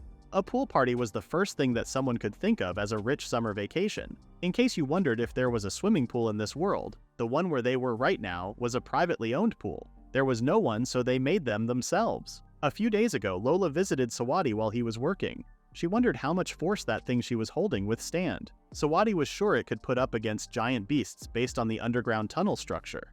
That sounded amazing. She wondered how he came up with this thing, since mages rarely delve into civil engineering. He explained that it was from his previous world because he didn't want to tell her about the tunnel there. Owning that magic crystal factory was surely super risky. She asked how the construction going, and he said that they needed to check if there were any weak spots, check the drainage, and then clean the place, and everything should be done by today. The lunch arrived and they started to eat. While they were eating, Sheena, the girl who was in their wedding music band, came and she was now working at a food stall. Lupika mentioned that she just gotten married and was expecting a baby to embarrass her. They congratulated her and Sawadi gave her a gold coin as she would need to cover many things. Lola spilled her drink. There was a few seconds of dead silence between everyone, and eventually Sheena started to beg him to have mercy on her and promised to be his slave again after giving birth to this child. Sawadi was so confused, so Lola explained that she thought he wanted to buy her baby in her belly. He said that he didn't want to do any of those and was just giving them as a present. After making everything clear, Sheena left and Sawadi called Lupika to ask what happened to the children of the slaves. She said that it depends on their master's policy. For Sawadi, the children of his slaves weren't slaves and he would coordinate this with Chicken too. Lupika promised to pass this information along to everyone as much as she could. He thought about how clueless he was about this world's customs or conventions, even though he had been living in this world for more than 10 years. They got back to work and by the end of the day, the pool was ready. He apologized to Lola for having her help him until this late, but Lola loved doing exercise and also filling this amount of water was difficult. He decided to jump in without waiting and Lola joined him too. She scared him for a second while they were under the water. Lola felt good but wished to have this in the afternoon when the weather was so hot. But she had to admit that it was romantic with the stars and the moon in the sky. But Sawadi said that she was the one who was so beautiful tonight. He then started to tease her, but he was 10 years younger to tease her like that. Summertime pool was really the springtime of life. The next day when he went to Chicken to discuss about making swimsuits that didn't exist in this world, she was extremely enthusiastic about it, so he explained it all and let her take it from there. After all, his hands were already full of researching and developing. On the weekend, Lola and Sawadi reserved the pool to themselves to enjoy. And also it was the day when the pool water got replaced. During weekdays, he opened the pool to all of his slaves to use as a wellness resort. At the MSG, Sawada explained to Chicken that he tried to sell the instant fried noodles wholesale to the military people, and their response had been somewhat underwhelming from what he could tell. They had developed it for 3 years, so he wanted to at least make a profit from it. Chicken suggested selling it to the caravans or the street peddler unions. It didn't eat much space and had a long shelf life, which was something that those merchants highly valued. Sawadi agreed with her, and she said that she would pass it to the person responsible for that. She then mentioned that every morning their customers come to buy it from their food store, and their manual labor slaves have it as a snack. Also, Mince buys it in big quantities, and she heard she experiments with different seasonings. She seemed to keep this side of hers hidden, but that woman likes trying new food and always tries new menus at the cafe next door. That side of hers was the opposite of her appearance. And about the pool, she informed him that it was really popular and everyone loved to use it, but she had a slight concern. She heard that a few girls had drowned, but fortunately, everyone was safe. Also, when his second brother's group borrowed the pool, he drowned, but that wasn't Sawadi's concern. The place was far from the sea, so no one could swim there unless they were fishermen or a soldier. They must find a solution to that problem, but he can't just go to the pool to monitor the situation, because if Lola finds out he was going to the pool full of women, she would turn into a demon. After brainstorming for a while, he had an idea. In the pool, Sawadi was at the food stand wearing a wig and talking in a feminine voice. He was proud of his idea and was thinking about how genius he was while serving the girls beers. He was monitoring the girls without them noticing. But unlike what he thinks, some of the girls already noticed that he was their master. Hay asked Roast, but she said that she didn't know that, but it was obvious that he didn't want to be found out. She told them to tell everyone to just pretend to not know that it was him. She figured that Sawadi had heard about the drowning incident and came here to monitor the situation. After a while, Sawadi and Lola were at the pool, and Sawadi quoted a Japanese poem for Lola. She asked if there was no activity that they could do during this time. They started to think about it, and fishing was the one that came to both of their mind. Geha geha is a huge freshwater fish found in the kingdom of Crownia. This white fish has solid meat and a distinct murky taste. It is one of the few edible fish that can be found in this deep inland area between Luevuma, Tolks, and Torquiva. However, their habitat is also home to many hazardous beasts. Because of the significant mortality risks, only a few people attempted to catch this fish, resulting in a fish-eating culture that is hardly established in this region. As a result, despite its unpleasant flavor, some people considered geha geha sold in markets to be a luxury dish. Probably because he was from Japan, Sawadi had this irresistible craving for delicious fish dishes that drove him to start a fish farm to breed the fish as well as remove the mud taste. He didn't know the reason, but the result was beyond his expectation like usual. Since they produced more than what they could consume, they started to sell the farmed fish, and before he realized it, he ended up starting a fish farming business. Soon after, the price of the fish dropped, and restaurants and common households started to serve this fish. Using those farmed fish and an empty pool as a fishing pond, he did a trial on the fish pond with some help from his fish farming staff. However, they seemed to be struggling with fishing. Their arms started to hurt after a while because of holding the rod. Fortunately, after many failed tries, they managed to catch one fish. The girls let themselves lay on the floor as they were relieved. Sawadi hesitantly asked how their first time fishing was, and they simply answered by saying that they were about to die. He wondered if the fishing was that intense over there, and apparently it was never an intense sport like this. He hoped that people would find this intensity enjoyable, but before that, he needed to prepare sturdier fishing rods. They cooked the fish the girls caught, and Sawadi was delighted by the taste. Lola agreed, saying that nothing could beat the taste of the fish that you fished yourself. She remembered that she used to go fishing with her brother using their father's boat. Sawadi wondered if she wanted to go back. She joined the army when she was 15 and had never returned home since then. Besides her father and brother, whom she still met in the army, she couldn't even remember her mother's face. But when the time was right, she would like to go back together with Sawadi and show him around her hometown. She asked the same question to Sawadi, and it would be a lie to say he had never thought about that. But over there, he was forced to work to the bone, and his memories of that place were just bitter and painful. He always considered his life hopeless, but then realized that it was because of his weak personality and timidness, and even when he can't remember, he was sure there should be good memories. Ever since he met Lola, he started to think about his past life like that. So even if he could go back, he would still be in this world because Lola wasn't in that world. Lola was speechless at first, but then smiled and agreed with him. They held hands in the moonlight. In the next scene, Gramps explains to Sawadi that now that he is a nobleman, it would be shameful if the next Thanksgiving festival could not be bigger and merrier than the previous ones. Sawadi immediately went to Chicken to tell her that Gramps tricked him into getting him to make the festival at Schenker Street. But since Gramps was the one who took care of them for a long time, there was no way he could have said no to him. Also, he didn't think they could say no because they had been using the street in front of their office as their own street. He also tried to defend himself by saying that they were the ones who got so excited when the street was renamed Schenker Street. Chicken eventually accepted and said that the retired slaves would help them too since they had been wanting to do so. She mentioned that he could have just given them orders as they couldn't disobey him. She then wondered what the festival would be like and if he decided what it would be. Sawadi grinned and only stated that she could trust him with that. After gathering everyone, Sawadi started his speech and started to divide the group work. Their deadline was short, but with their track records, he only had high hopes for them all. At the Magic Academy, Sawadi was sure he was doomed. Lola came and asked if something was stressing him out.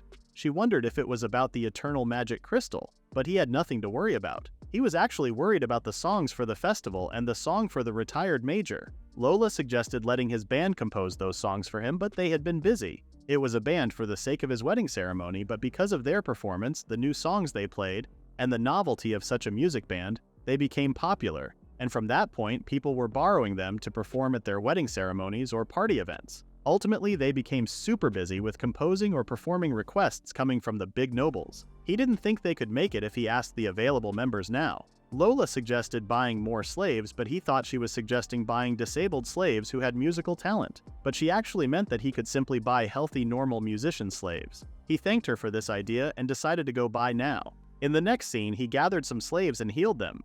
He wanted them to do their best and put their musical skill to good use. He needed them to make songs for the festival that they urgently needed and also a song for a big noble.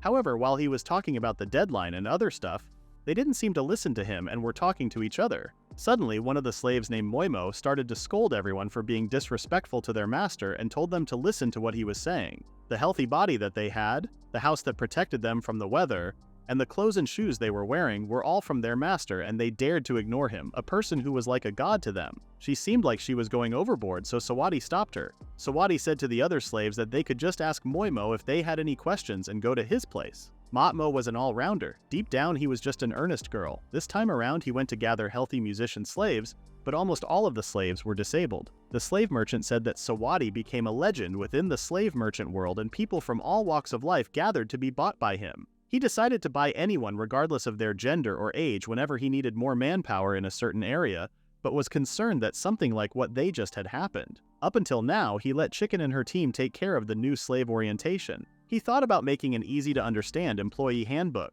As the fall wind dissipated such worries away from his mind, the festival preparation was coming along nicely.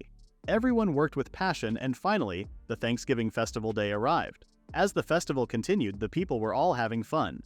Lola tasted the pork egg okonomiyaki with sauce that she had been waiting for. She was amazed by the taste of it. They also had donuts, meat bun, spaghetti, udon, yakisoba, and many others to have that festival spirit. He made the takoyaki from grilled smoked meat as they can't get any octopus around this area. Lola said that most of the food he had created was based on flour, and this was because this region was a wheat producer.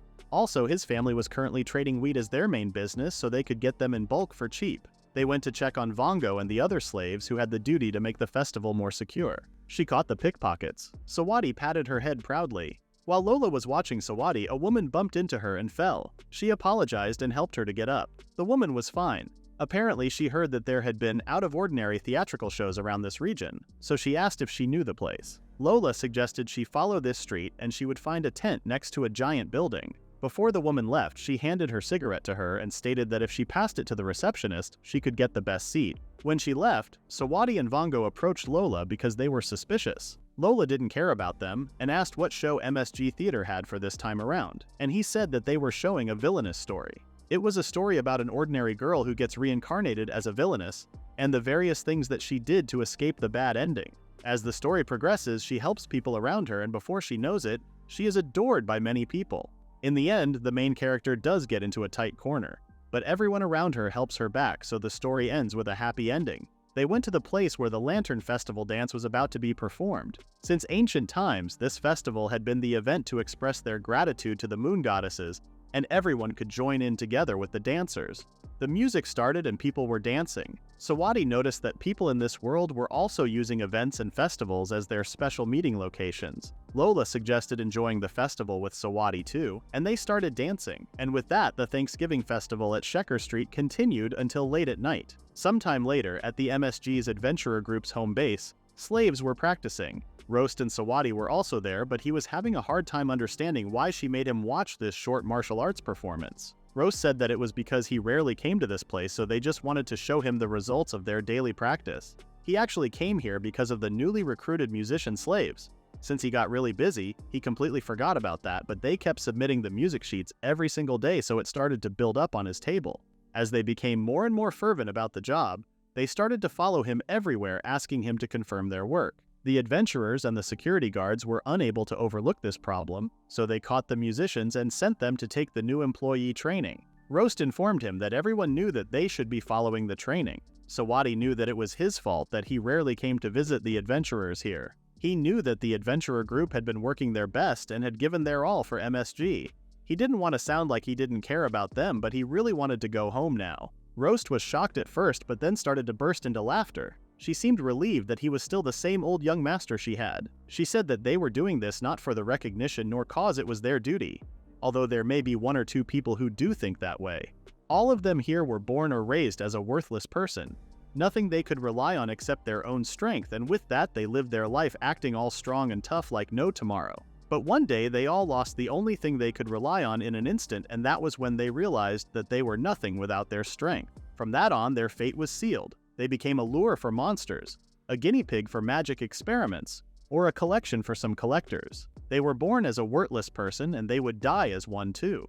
But in this town he brought them in, healed them, and gave them a place to go home and have them things they wanted to protect. He gave them a place where they belonged. She reminded him again that as adventurers they loved him and were grateful to him. But they weren't smart like Chicken or could be gentle like Pickles and Vongo, so the only way to express their gratitude to him was this. Sawadi was super embarrassed and felt emotional but tried to hide it. After Roast's speech, he thought of a few things that he should have done for them. The next day he went to Chicken and expressed his plans. She gladly accepted his request. She stated that they would use the planned theater building land, and if they were going to make the seats for the viewers as well, they would need 3 weeks to finish all. One of the new slaves came and asked him if he could elaborate more about the matching outfits. She was Isuka, the new management trainee and the supervisor of this event. He said that they needed clothes that were comfy to move around in, and clothes this wide, in 2 colors for the headbands. Isuka used to work at a flower market, and despite her big and bulky body, her personality was soft and timid. Chicken said that there was no need to rush things now, and she seemed to trust Isuka, but she still wanted her to be bolder. Sawadi trusted this girl because she was so easy to read. After a while, the preparation was completed, and the first ever MSG competition, the sports festival, was about to start. It was announced that before the sports festival began, the representative from each team was going to take the athlete's oath. Roast and Mince started to scream the words while looking at each other confidently as if they were opponents. The speaker noticed things got heated up all of a sudden. The speaker was Yasmo, and next to her, Sawadi was sitting. She asked Sawadi if there was anything he would like to highlight, but he just made a joke and Yasmo continued to speak. The first match of the day was the sprinting race. The winner of the race was Kakla from the Postal Service. Sawadi stated that she was truly an Idaten. It was an epithet they used to call someone who could run fast. The next one was the 3-legged race. The first MSG Sports Festival was an event mainly for adventurers with some participation from others, such as the guards or the post women. It was a place to give them a chance to flex their talent. This was Sawadi's way of giving back to the adventurers that he came up with from the chat he had with Roast. Since it would be more exciting to have other people outside MSG to watch it, he made the event public to the townsfolk. Also, he made use of the event to make money by selling snacks and drinks at the venue. There were so many different events like running on top of their teammates' backs and beanbag toss game, that they put beanbags of their team color into the basket on top of the pole. They had a short break, and in the meantime, the performance from their cheerleaders started. And then lastly, Vongo and her team made a beautiful airshow. Sawadi didn't expect it to be such a mess like this, so he started to consider doing more practice runs for the next year. Suddenly, one of the slaves came and wanted his help. When she took him to a room, it was full of injured people. Not only the competitors, but some people also overeat or overdrink too, so they can't handle everyone. Sawadi treated the players together first, so he told them to group them based on their injuries. After a while, the break ended and the second half started. The white team had narrowly won the first half. The name of the first game was Sticks Collecting. The team who could capture more sticks on the ground back to their base would be the winner of the game. Also, both Chicken and Jilin joined each team as their strategy advisor. Sawadi came back from treating everyone and encountered a war scene. Literally no one was captured after the sticks, and they were having an illegal big brawl. Sawadi started to tell them to start collecting the sticks, but they weren't even listening. He then called for Chikin and Jilin in a strict voice, making the two nervous. He ordered them to go and solve this. They both started to collect the sticks to end the game, and in the end, the white team won. But the match for the OP adventurer was going to be decided at the last game. After that, he heard that the game was progressing normally. He heard that because he was dealing with the patients at the infirmary. One of the slaves came and called for him because apparently they were forcing Asuka to join their team. For the last game, even with Pickles and Vongo joining in, they still lacked one more player, so they needed her to play, but she was refusing it. Sawadi tried to convince her by saying that it was the job of an event organizer to make sure their event made it until the very end, no matter how absurd the situation had become. He wanted her to look at them. Those girls weren't the smartest. They were short-tempered and didn't have high proficiency. Yet they always get their job done with great results because they give their best for the thing in their present. In his opinion, she was smart and thoughtful, but also lacked resolution. Since she always thinks about the consequences, she becomes afraid to take action. He told her that it was okay to be spontaneous and bold. With that, the player shortage problem was sorted, but it didn't make the situation any better than before. The game started and she already fell by herself. He could see her in him, and he didn't think one death was enough to change that. Even now, he is still timid and cowardly, so he ends up doing things that are plain and simple. That wasn't a bad thing, but it was hard to see and understand. He started to believe that maybe that was what he needed to survive. When he was about to go back to treating, the musicians came and they were all so buffed. They had refined their body and spirit through training and were calling themselves reborn musicians. And they also composed a song and wanted him to listen and dance to this muscle song together. But suddenly, before everyone knew it, the headbands of all players had been taken. Everyone was confused and they noticed that Pickles was holding something. They thought it was a weapon, but it was actually Vongo. The duo of Pickles and Vongo had taken all of the headbands, and from their face, it was clear that they were saying they were the strongest. The clear autumn sky, the never-ending cheering, the gush of sweat, the gales of laughter, and the swarm of pecks. As his consciousness faded away, deep in his heart he believed that to survive it was important to set rules as rigid as Flex's pecs, and was understood by everyone. The next chapter starts with a girl named Apika recalling the moment she was being sold as a slave. In the carriage, she was with 7 other slaves and they were heading somewhere. At night, the carriage stopped and the man called her to handle the dinner. While everyone was eating, she helped the sick ones to eat. She told them to not worry and soon everyone would be saved. Everyone looked at him strangely. A little girl grabbed her shirt and she thought she wanted more, but she refused. She figured that 3 people were coming there. She then handed the empty plates to the man and informed him that 3 dangerous beings were coming from the west. He said that it must be beasts, and he would tell the adventurers. They were going to leave early tomorrow, so he told them to sleep. In the morning they were trying to move, but they couldn't even see anything, so the man asked her to tell him the direction. She stayed by him to tell him the direction. He apologized for making him take care of others and showing direction. He was lucky that Apika and that little girl were blessed. She never thought her ability to know the direction would be useful after becoming a slave. Also, being busy distracted her from remembering that moment, as she said. Apparently, Apika only had 6 months to live as she had a terminal disease. One day she got sick and kept getting worse, so they went to a doctor to do a checkup. It was when she learned that she only had 6 months left. She doesn't remember anything after that because of how shocked she was by the news. When she came to her senses, she was already a slave. She came from a poor family. They barely had enough to visit a doctor. They couldn't buy any expensive medicine, and the prospect of her getting cured was zero. Facing this, her parents might have thought about that. She also mentioned that well-known story. The story is about an amazing mage who could cure any diseases and injuries that had spread to places like even her village. Since slave merchant convoy bound for Torquiva passes only once every year, everything was quite aligned for them to sell her. The day before they got her, they understood that Shorty. He didn't know if that was her parents, but the moment he received his money, he left immediately and didn't even look at her face once. Ever since he was abandoned by his parents, then his boss took him in, and he has been working on this. Even a man like him got a wife and kids back in his country. And what he saw made him think about what he was doing as a job. He said that if there ever came a day when she could finally accept what her parents had done to her, even if it was just one letter, she should send one to them. In the next scene, someone was talking about a bird killed in an instant by someone. He was the fire lizard of Lady Mintz, and he claimed to be stronger than that bird. He wanted to show Apika what he could do, but this wheat-producing area was just well protected. Suddenly, while they were talking, the little girl came and informed them that something was coming. They encountered a red-cheeked fox. The horses got spooked and they can't move now.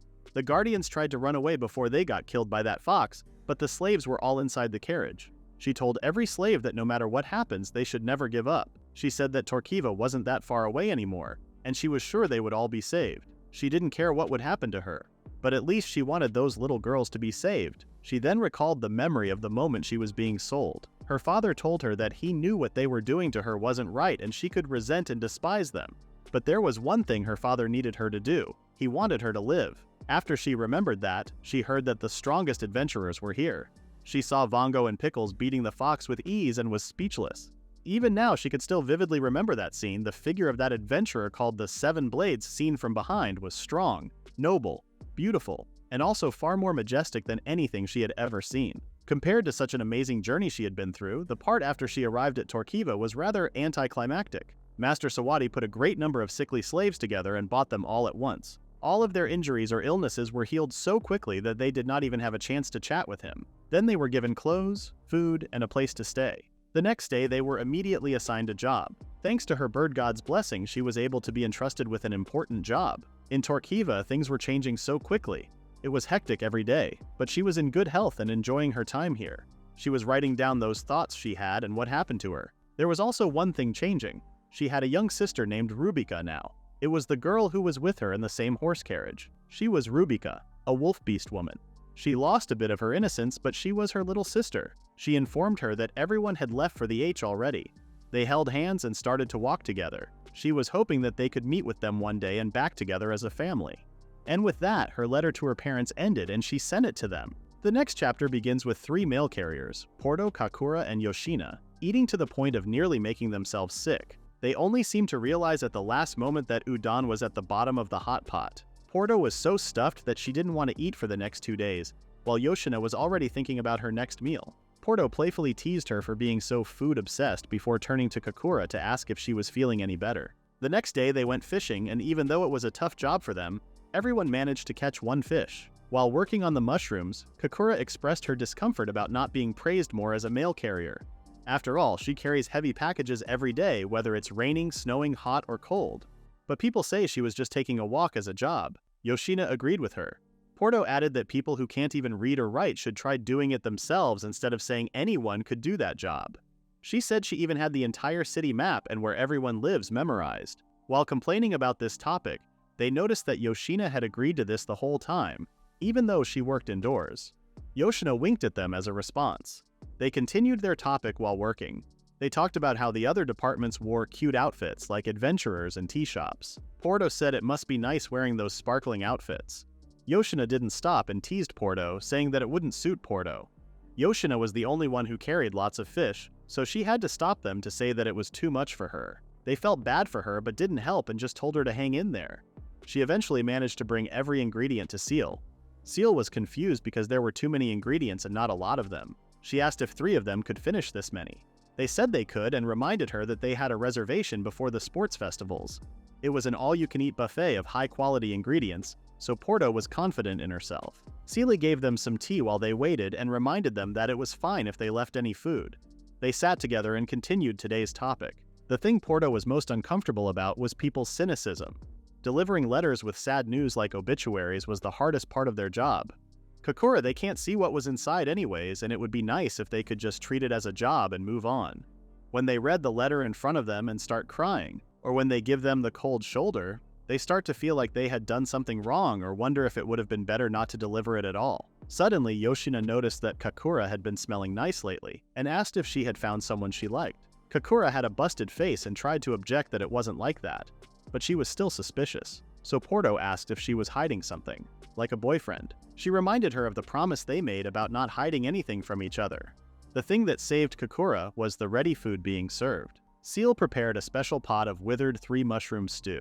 They still had plenty of ingredients, so she told them to eat a lot. They were all delighted by the taste of the meal. As expected from high-quality ingredients, it was thick and juicy, and the smell was irresistible.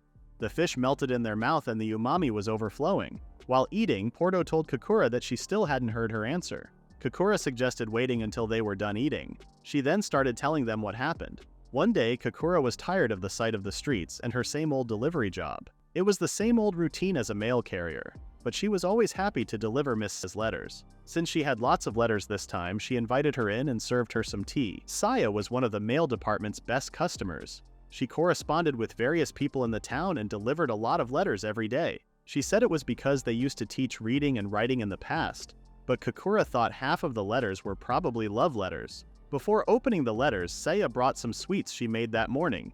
When she gave the cookies to Kakura, she noticed her hands were dry, so she gave her a moisturizing cream she made herself and it smelled like roses.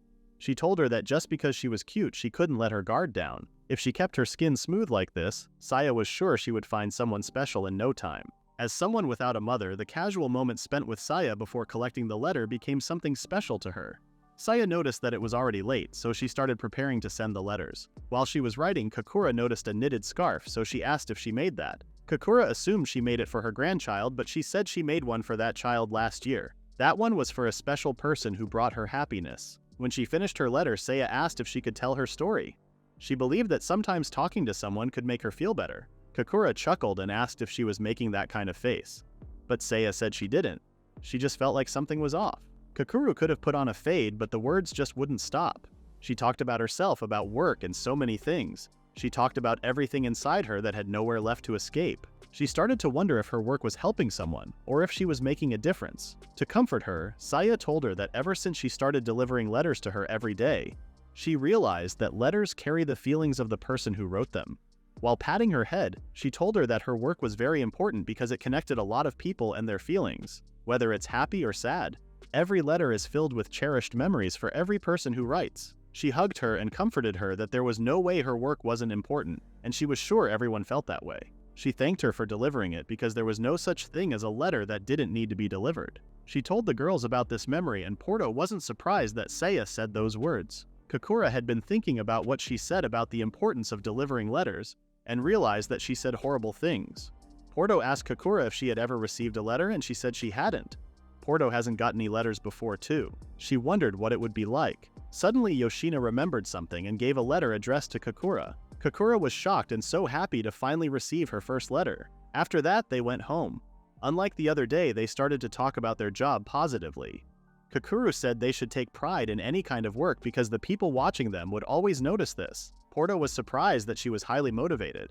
She couldn't believe it was coming from someone who was so down just recently. Just as soon as she received the letter, she became an energetic one. Kakura tried to deny that, and Porto reminded her that she would keep her company if she ever felt down again. They then changed the subject and discussed what they should eat. Yoshina wanted to eat something sweet, but they told her to finish her job first. Kakura was the first one to get ready, and she said goodbye to her friends and got to work with a smile on her face. In the next scene, Sawadi warns Lola to wear more clothes while the window is open. She said that what she was wearing was more than enough. Sawadi then asked if there was something she would like to eat. She responded that she would get it right away if there was. She told him that although she appreciated that he was taking care of her, she could still do most things by herself.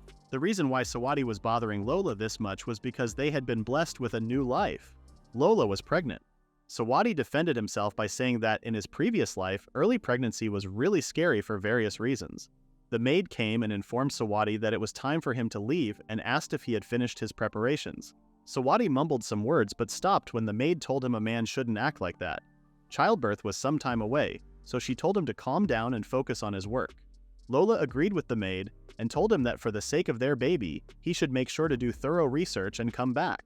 Sawadi was finally convinced enough not to bother her and left there after telling her to be careful. He met Professor Marino, and he thought his child was born and this monkey he was holding was the child. Sawadi told him that it was just an artificial beast, and his child hadn't even been born yet. Sawadi asked what he was thinking about his animal cafe.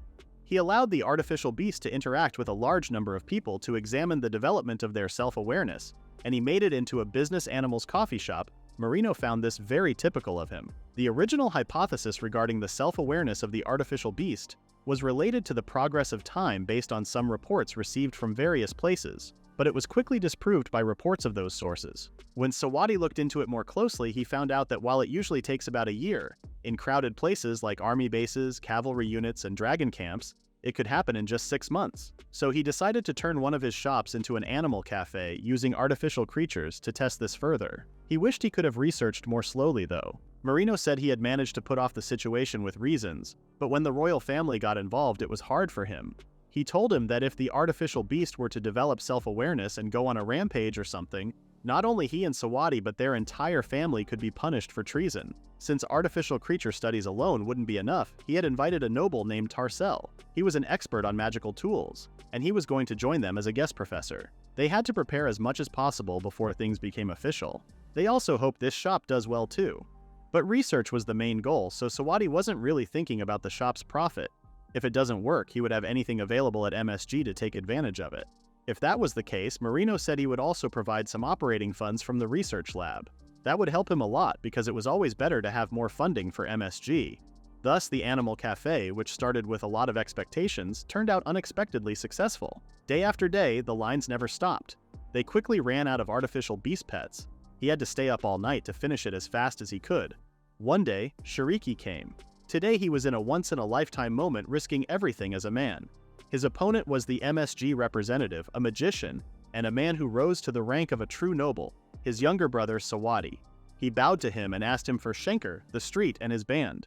To show how much he wanted, he even did a handstand. He then explained that he was getting married soon and their father gave his blessing. He wanted to have an extravagant wedding, so he wanted to borrow Schenker Street and the music band. Sawadi asked when his wedding was because his music group had worked in the capital, but they might be available by the end of this month. Shiriki spaced out seeing Sawadi like that. He said that he had changed. Sawadi was surprised and told him to just bring his fiancée over and they would talk after that. After that, they prepared a huge wedding ceremony for Shiriki. Not only did the band sing, but Sawadi also sang. At the end of their wedding, Rina, Shiriki's wife, mentioned how amazing Sawadi was. She had been living in Torkieva and she had heard all sorts of rumors, but seeing the city firsthand like this, she couldn't help but feel a bit nervous. Shiriki said his mother hadn't returned since she went to the capital and his dad was lenient with them and let them do whatever they wanted. Even so, by the time Sawadi could stand and walk, he already could read, write, and do math. He knew things that his brother didn't know, even more complicated stuff. He even learned how to use magic by himself. Before they knew it, they, his brother's father, and everyone around him realized he was special, and they distanced themselves from him. And it was around that time when he was asked to go pick up Sawadi at the town councilor's house.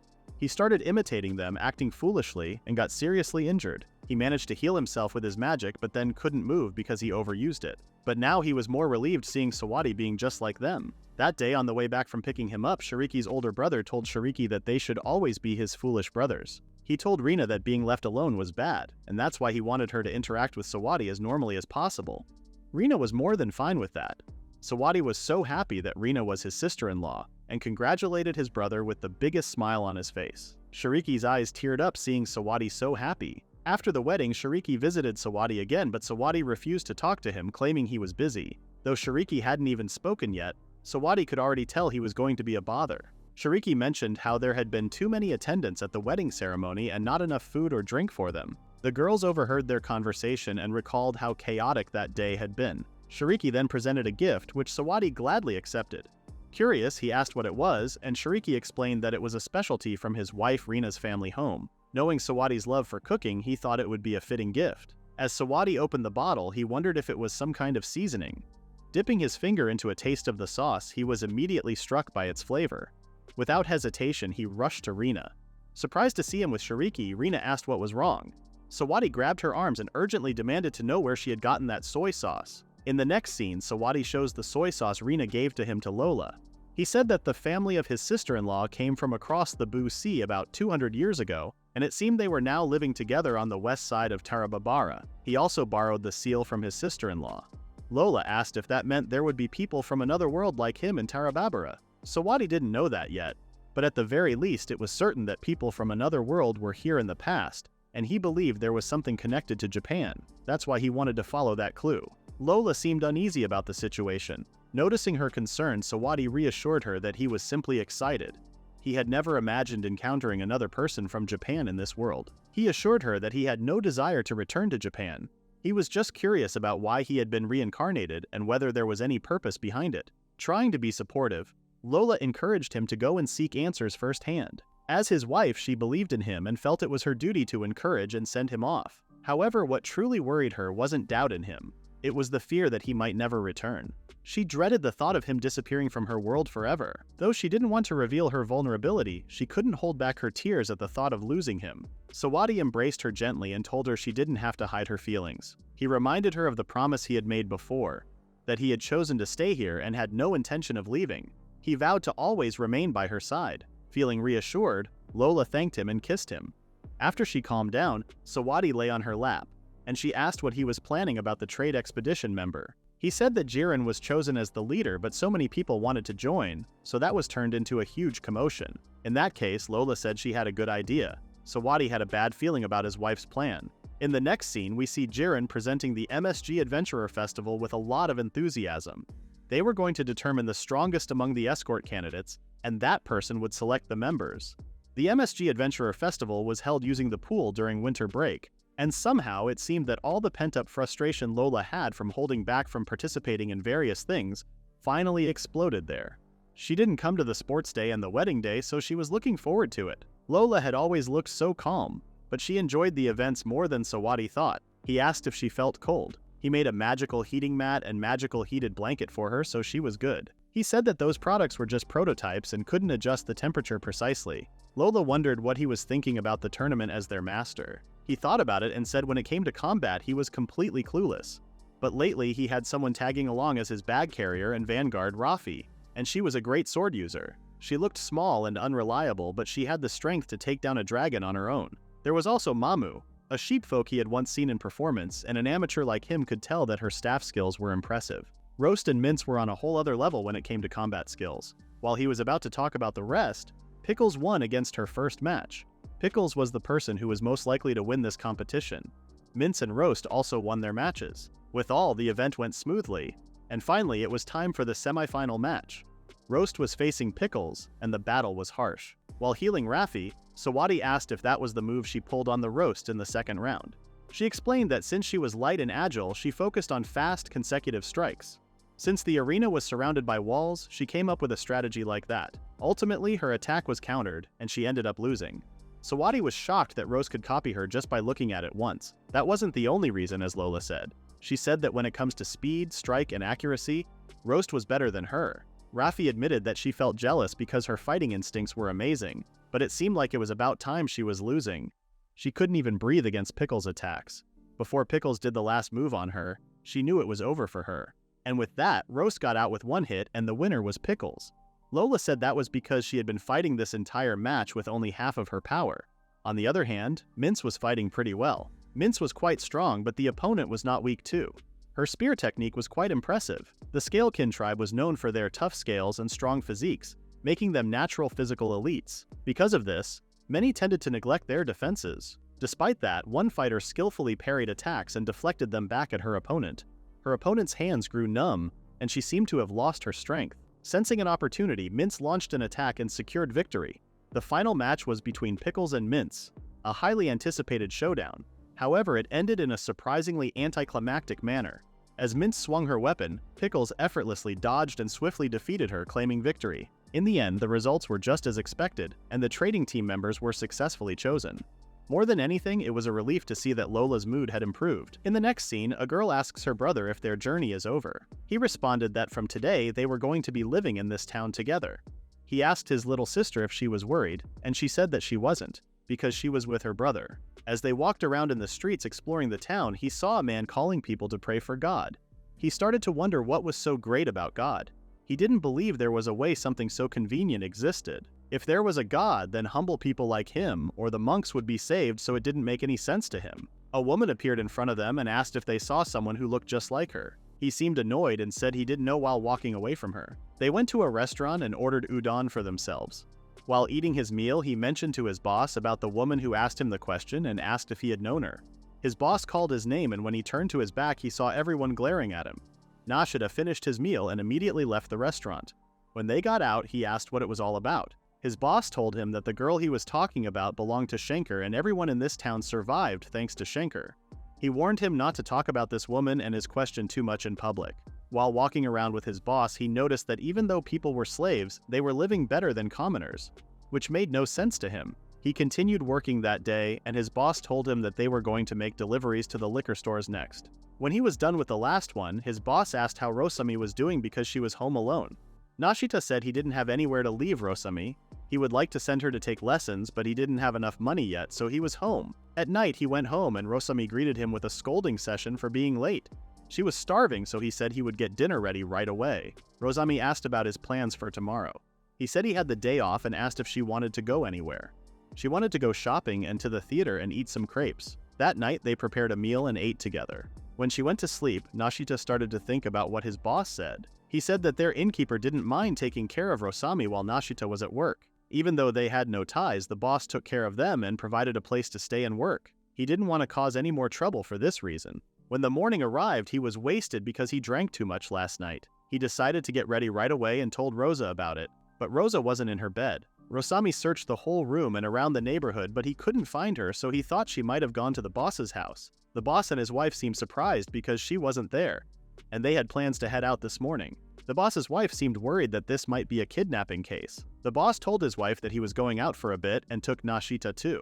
They went to Chicken's office and the boss started begging her to help them find Nashita's little sister. Nashita tried to stand up to his boss, who was literally on the floor, but he told him to stay out of this. He said that those siblings have gone through the same kind of life he did, so he can't ignore them. He thinks of them like his own children, so he is as affected as Nashita. Chicken was shocked and told him to relax and raise his head. She then told Iska to call someone for her. The person they called was Solmetra. Chicken explained that when it comes to finding people, this girl had plenty of experience and connections, so they could rely on her. Chicken gave the name of the girl and told her that the girl she was looking for was Nashita's little sister. Solmetra immediately recognized Rosa and asked if she was the girl with the sunflower hair clip. She remembered the meeting once when he was with his sister. The boss said he was going to search the neighborhood again with his coworkers and requested Solmetra to search around town with Nashita. The boss scolded Nashita for being too silent and reminded him that Rosami only had him. With that, the search for Rosa started. They asked people, but the responses were negative. Nashita wondered if Solmetra was good at finding people because she was always searching for a person who looked just like her. They continued looking for Rosami, but the more they searched, the more Nashita started to feel worse. Someone said someone at the central food stalls saw a kid like the one they were looking for, so they started running.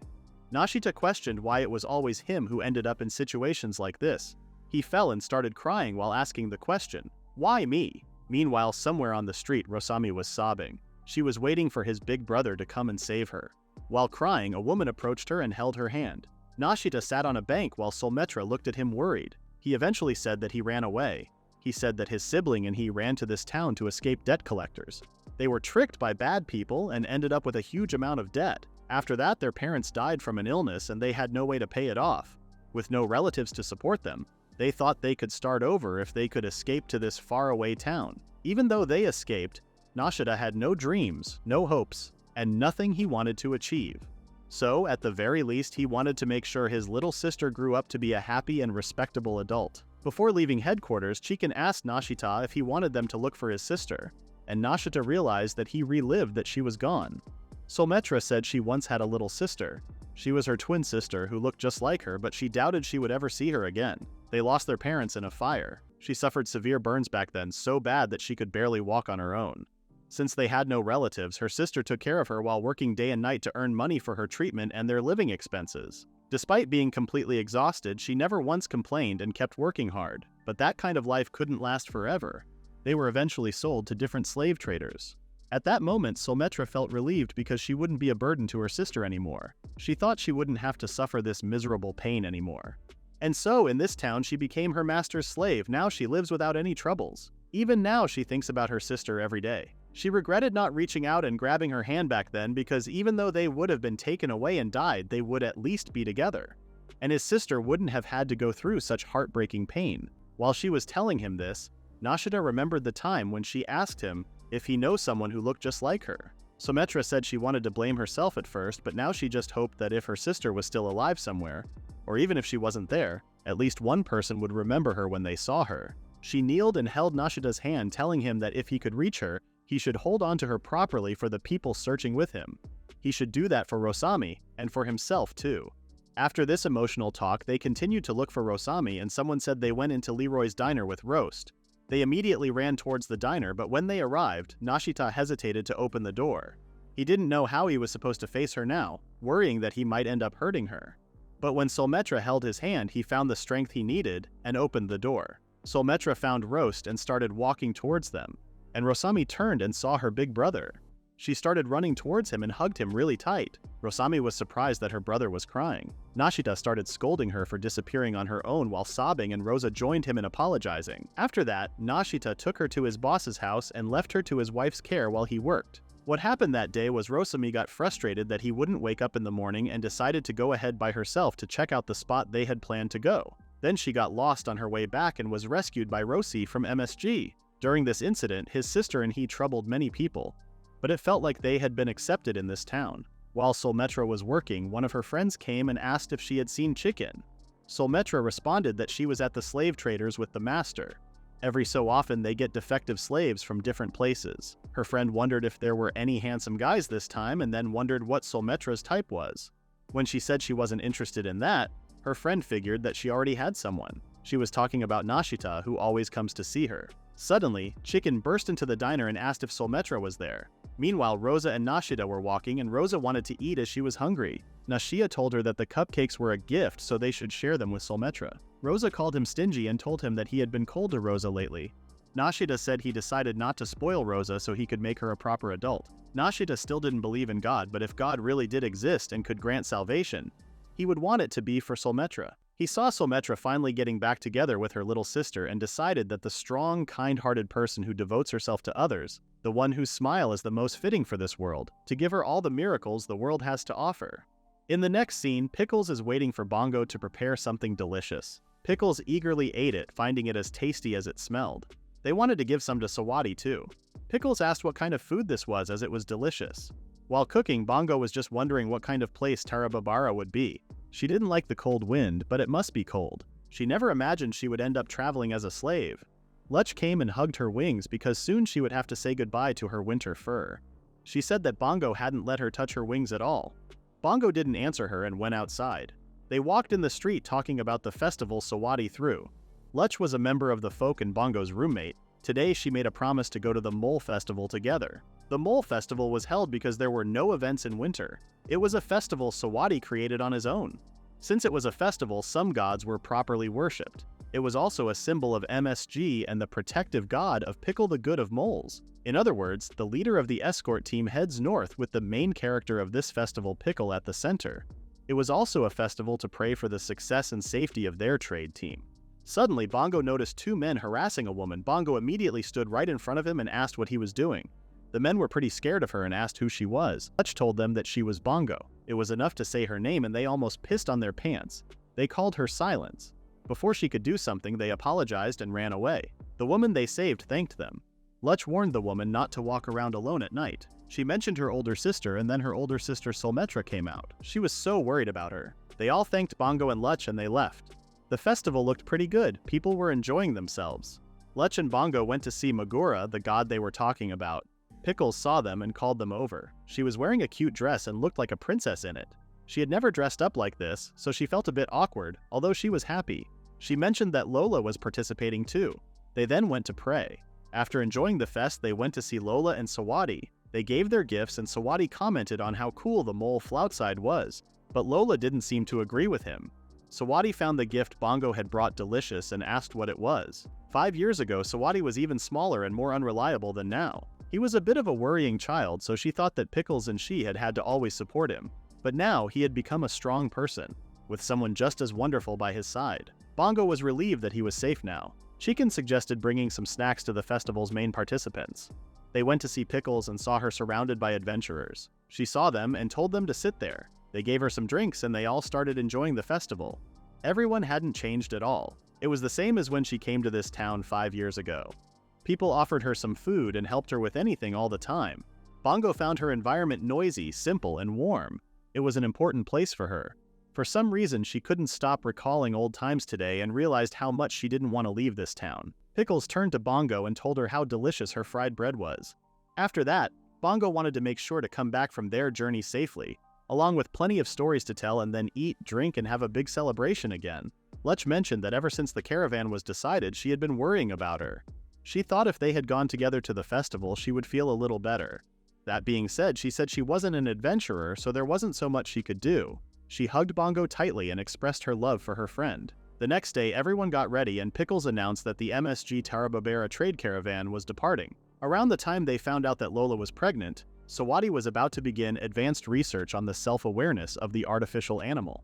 Then a letter suddenly arrived from the top ranks of the military, instructing him to create something that would be essential in future wars with surrounding countries. What they wanted was for him to make a plan to produce battle artificial animals. Sawadi couldn't believe they were serious at first. A colossal war machine was every man's dream. It seemed that even in this other world it was no different. After everything he went through in his previous life, he was naturally tempted by the idea for a moment.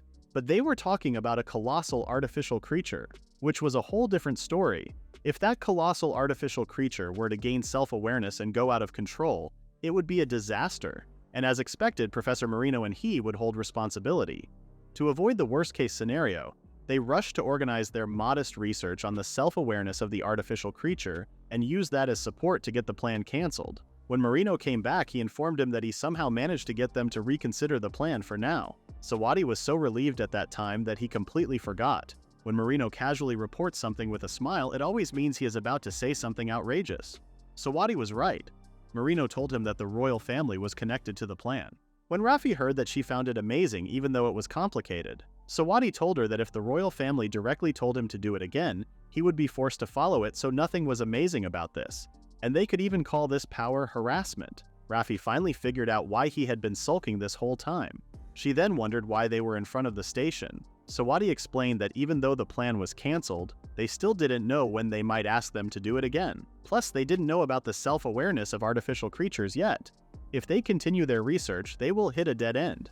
So that's why he was thinking of getting help from magical tool studies. He asked her if she knew the industrial city of Sonardi. They had decided to invite the well-known magic tool craftsman Tarcel Lanza as a visiting professor. He sounded like an amazing person, but Sawadi had never met him before.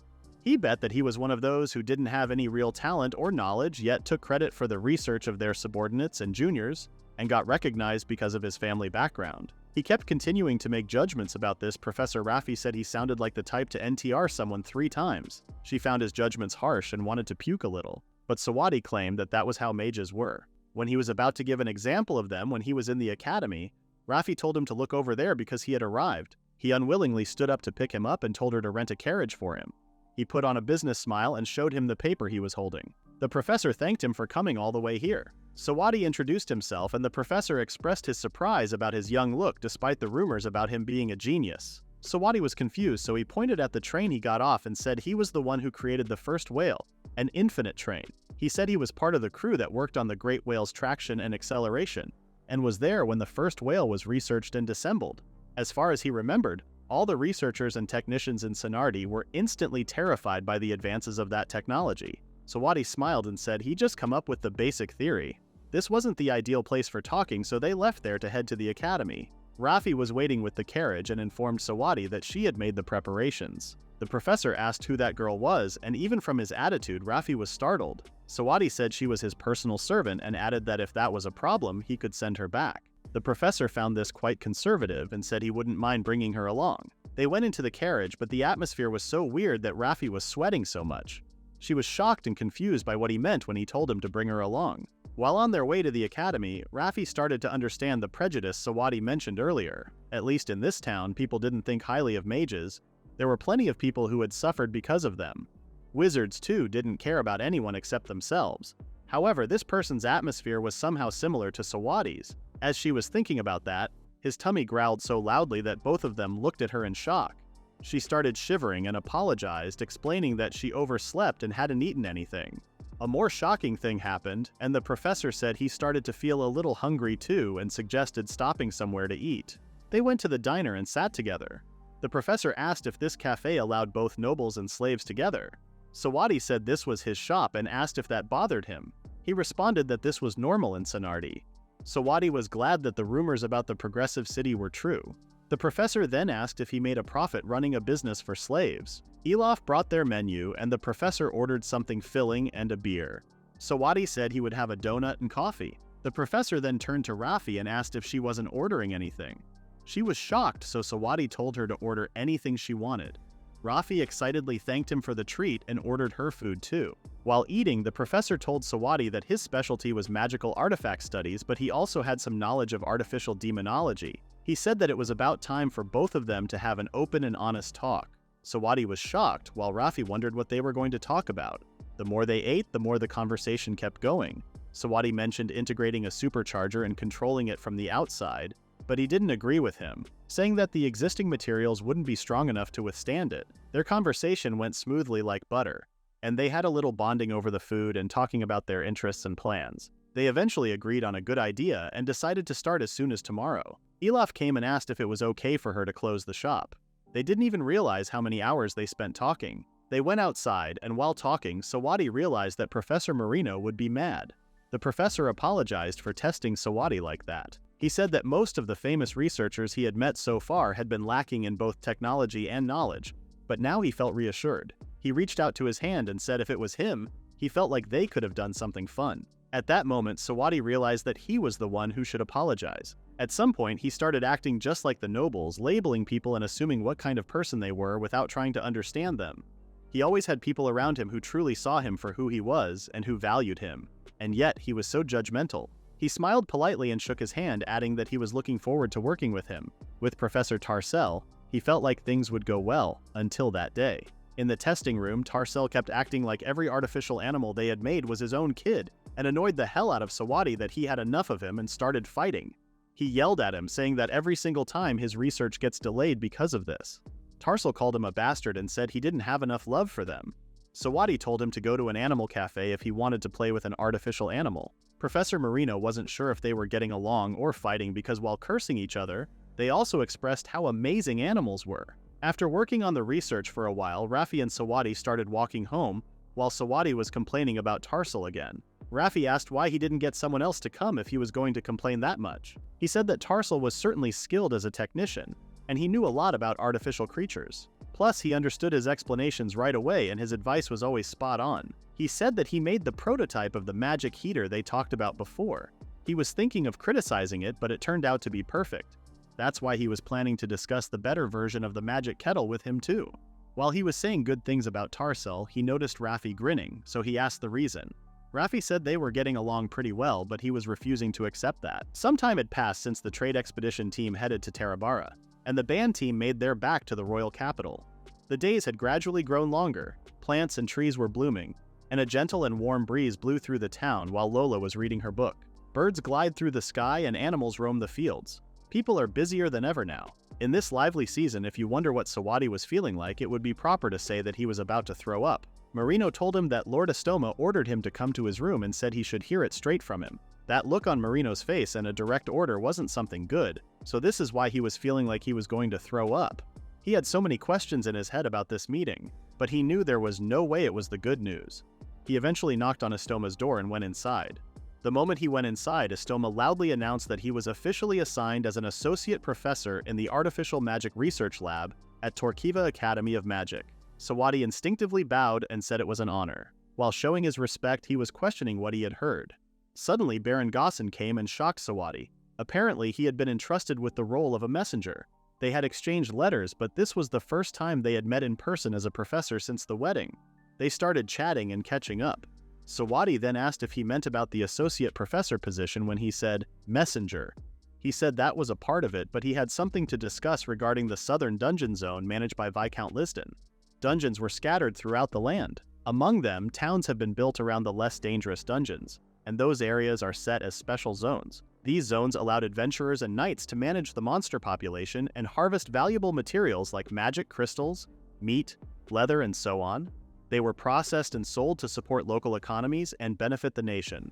Near Torquiva, across the river, there was also a special dungeon zone, but lately, the monsters had multiplied beyond control and started escaping outside. He believed Viscount Lisden had sent a request for hunting assistance to the professor since he had a significant number of private soldiers. Judging by his expression, it seemed like the request was pretty unreasonable. Because they were dealing with a common noble, they were saying absurd things like selling them slaves or having guards stationed 24/7 without offering anything in return. That's why Sawadi rejected everything. That being said, they can't just leave it as it is, and the military can't just intervene so easily. Baron Gossin said he consulted Lord Estoma about what to do, and he suggested making Professor Sawadi an associate professor. Sawadi asked if it was okay for someone like him, a former commoner, to become an associate professor. Estoma stated that there was no problem because, considering his achievements, it was only natural. Whether Viscount Lisden was a good or bad noble, If he held a noble title as an associate professor, he wouldn't make such unreasonable demands. There was also one more thing. Gossen asked Sawadi if he could name his son after him. He didn't mind, but mentioned that a name was something that held great meaning. He said that it wasn't a problem, and his wife insisted that he got Sawadi's permission for this. After the meeting ended, he went to the lab and informed others about the news. He then went to his wife and told her the news, to which she responded with a warm hug. Sawadi's mind was as bright and lively as springtime in Torquiva now. Meanwhile, at the Dungeon Special Zone, Chikin and Asuka gave reports about their current situation. Even after considering all factors and incorporating their conditions, they believed there would still be significant profit. They thanked them for their opinion and said they would proceed with the discussion under these terms. They felt bad for asking and making them come all this way too many times, but Chikin politely said she was just glad they reached an agreement. They also said thanks to Sawadi becoming an associate professor, their bald Viscount Lisden could finally calm down a bit. Apparently, the moment Sawadi became an associate professor, he started acting all excited and silly. The girl said she wanted to relax in Torquiva soon and go shopping. She then asked where Chikin bought that hairpin and scarf because she liked how they looked. Chikin said she bought it from an oily massage shop opened in MSG. They continued their cute conversation like that. Lately, Roast finds herself remembering that dirty alley with a musty smell. When she looked up, she saw a red sky. She couldn't tell if it was her hair, blood, or the sunset. On that day, she chose to fight, and right now she was in the dungeon ordering her subordinates to fight. She counted on Yanbo. Thanks to Mamu and Yanbo's efforts, they managed, though with difficulty, to restrain the incoming pig-like monsters with chains. Today's haul was quite the jackpot. Some of the female workers joked that with this many monsters showing up, they could save up for their wedding expenses much faster. Roast laughed and teased them, saying they should probably find someone to marry first. They asked Yanbo if it would be more efficient to keep hunting even after the request's done, and she said she would pass this one. It was cramped, dark, and damp. The gear was good, but it was hard to move around and it got sweaty. The others agreed with her. The monsters were strong too, but what scared some of them was the mages. If one of their spells hits them by mistake, it would be over for them. Suddenly, the smell changed, and one of them warned everyone that the birds were almost there.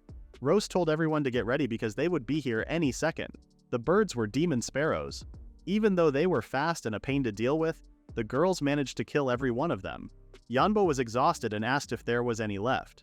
The other girl told everyone to watch out because more were coming. The one who could sniff tried to count the birds, but this time there were so many of them. It was obvious that they couldn't hold them off. Rose stepped in as the vice leader and killed most of the birds to help the girls. She told everyone that if anyone dies in a place like this, she will kill them again. She told them to give it everything they had. When they finally left there, everyone was starving.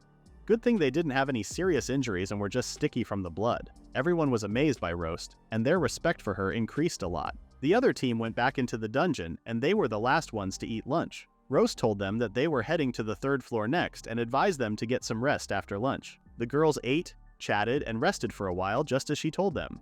Meanwhile, Roast was lying on the grass and had a glimpse of what her old life was like. She remembered the cuffs in her hand and how she reached for the Guardian's knife. She was thinking about her past even while they were heading back home.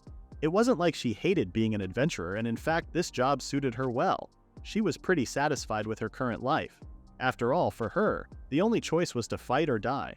She wondered what the reason could be for her to feel like that. At the very least, ever since she came to this city, she had other choices too. She did have options, she just didn't know how. She wondered if it was because fighting was the only thing she knew. She was questioning who she was when she saw Mintz. She teased her, saying she returned early and asked about today's hunt. Mintz responded that they had 65 kills. 2 red bats showed up on the east side, 3rd floor, and told her to stay alert. Rose said they had 70 and completely wiped out the demon sparrows on the 2nd west floor. Mintz then mentioned that they took down 6 grazing wolves on their way back. The competition between them affected their team too. When they were done arguing, Rose decided that she didn't even need to ask Mintz about the things she had been thinking. They went to pray and she prayed while thinking about Pickles and Vongo. Throughout the day, she did her daily work and carefully examined what other people were doing. She watched Pickles, Chicken, and Kakla and wondered what would happen if she didn't have to fight and what she really wanted. As she was done with her work in the chicken's office, she went out and looked at the sun. When her teammates called for her, she realized that she was fine with how things were right now and she could always choose later. 2 weeks later, there was a crowd at the base building and Kakla and the other workers were trying to calm everyone. Meanwhile, inside his office, Sawadi was freaking out. He was telling himself that he didn't do anything wrong and that it wasn't his fault. He didn't even know how he ended up like this. It started around the end of winter. They had been receiving repeated requests from Viscount Lisden of the Dungeon Special Zone. Most of them were unreasonable, so they kept rejecting them. But it felt like they were looking down on them. Sawadi was granted a noble title, and with Lord Estoma's support he could finally negotiate equally. Now he was thinking maybe he would squeeze them dry right down to their last hair. For 1 year they agreed to buy magic crystals at double the price. So he told MSG to announce to the adventurers that they could hunt prey without being taxed. But the adventurers got fired up more than expected. Hundreds of dungeon beasts were brought in every single day. It was only natural because that's how adventurers were, working hard to earn as much as they could for their masters. They weren't to blame, so they rushed to build meat and leather factories in the southern base, and MSG's been doing their best with limited staff to process everything somehow. But since dungeon meat was an unstable resource that appeared out of nowhere, they couldn't just flood the market all at once. So they were struggling with finding sales routes. The headquarters were already short on people and struggling with everyday tasks. And now, after someone leaked the info, meat and livestock industry workers, afraid of losing their jobs, and butchers and restaurants hoping to score cheap meat started swarming in daily. Lola listened to what Sawadi was explaining. After he finished explaining, Sawadi sincerely apologized to Lola for acting without thinking. Lola said even after all that, he wasn't planning to just take the magic crystals and leave the culled monsters behind like the knights do. Sawadi confirmed this and said he wanted to give the people of the town better food and make them smile. But he then admitted that what he had just said was a lie. He said it might be because of his nature as a merchant. He was running this business to make money in the first place, and even if it was tough, he wanted to keep going as long as it turned a profit. Lola said he was still the same as always, and that part of him wouldn't change. She said it was a wife's duty to support her husband after finishing writing her letter. She said the army wouldn't act right away, but they should at least do some of it.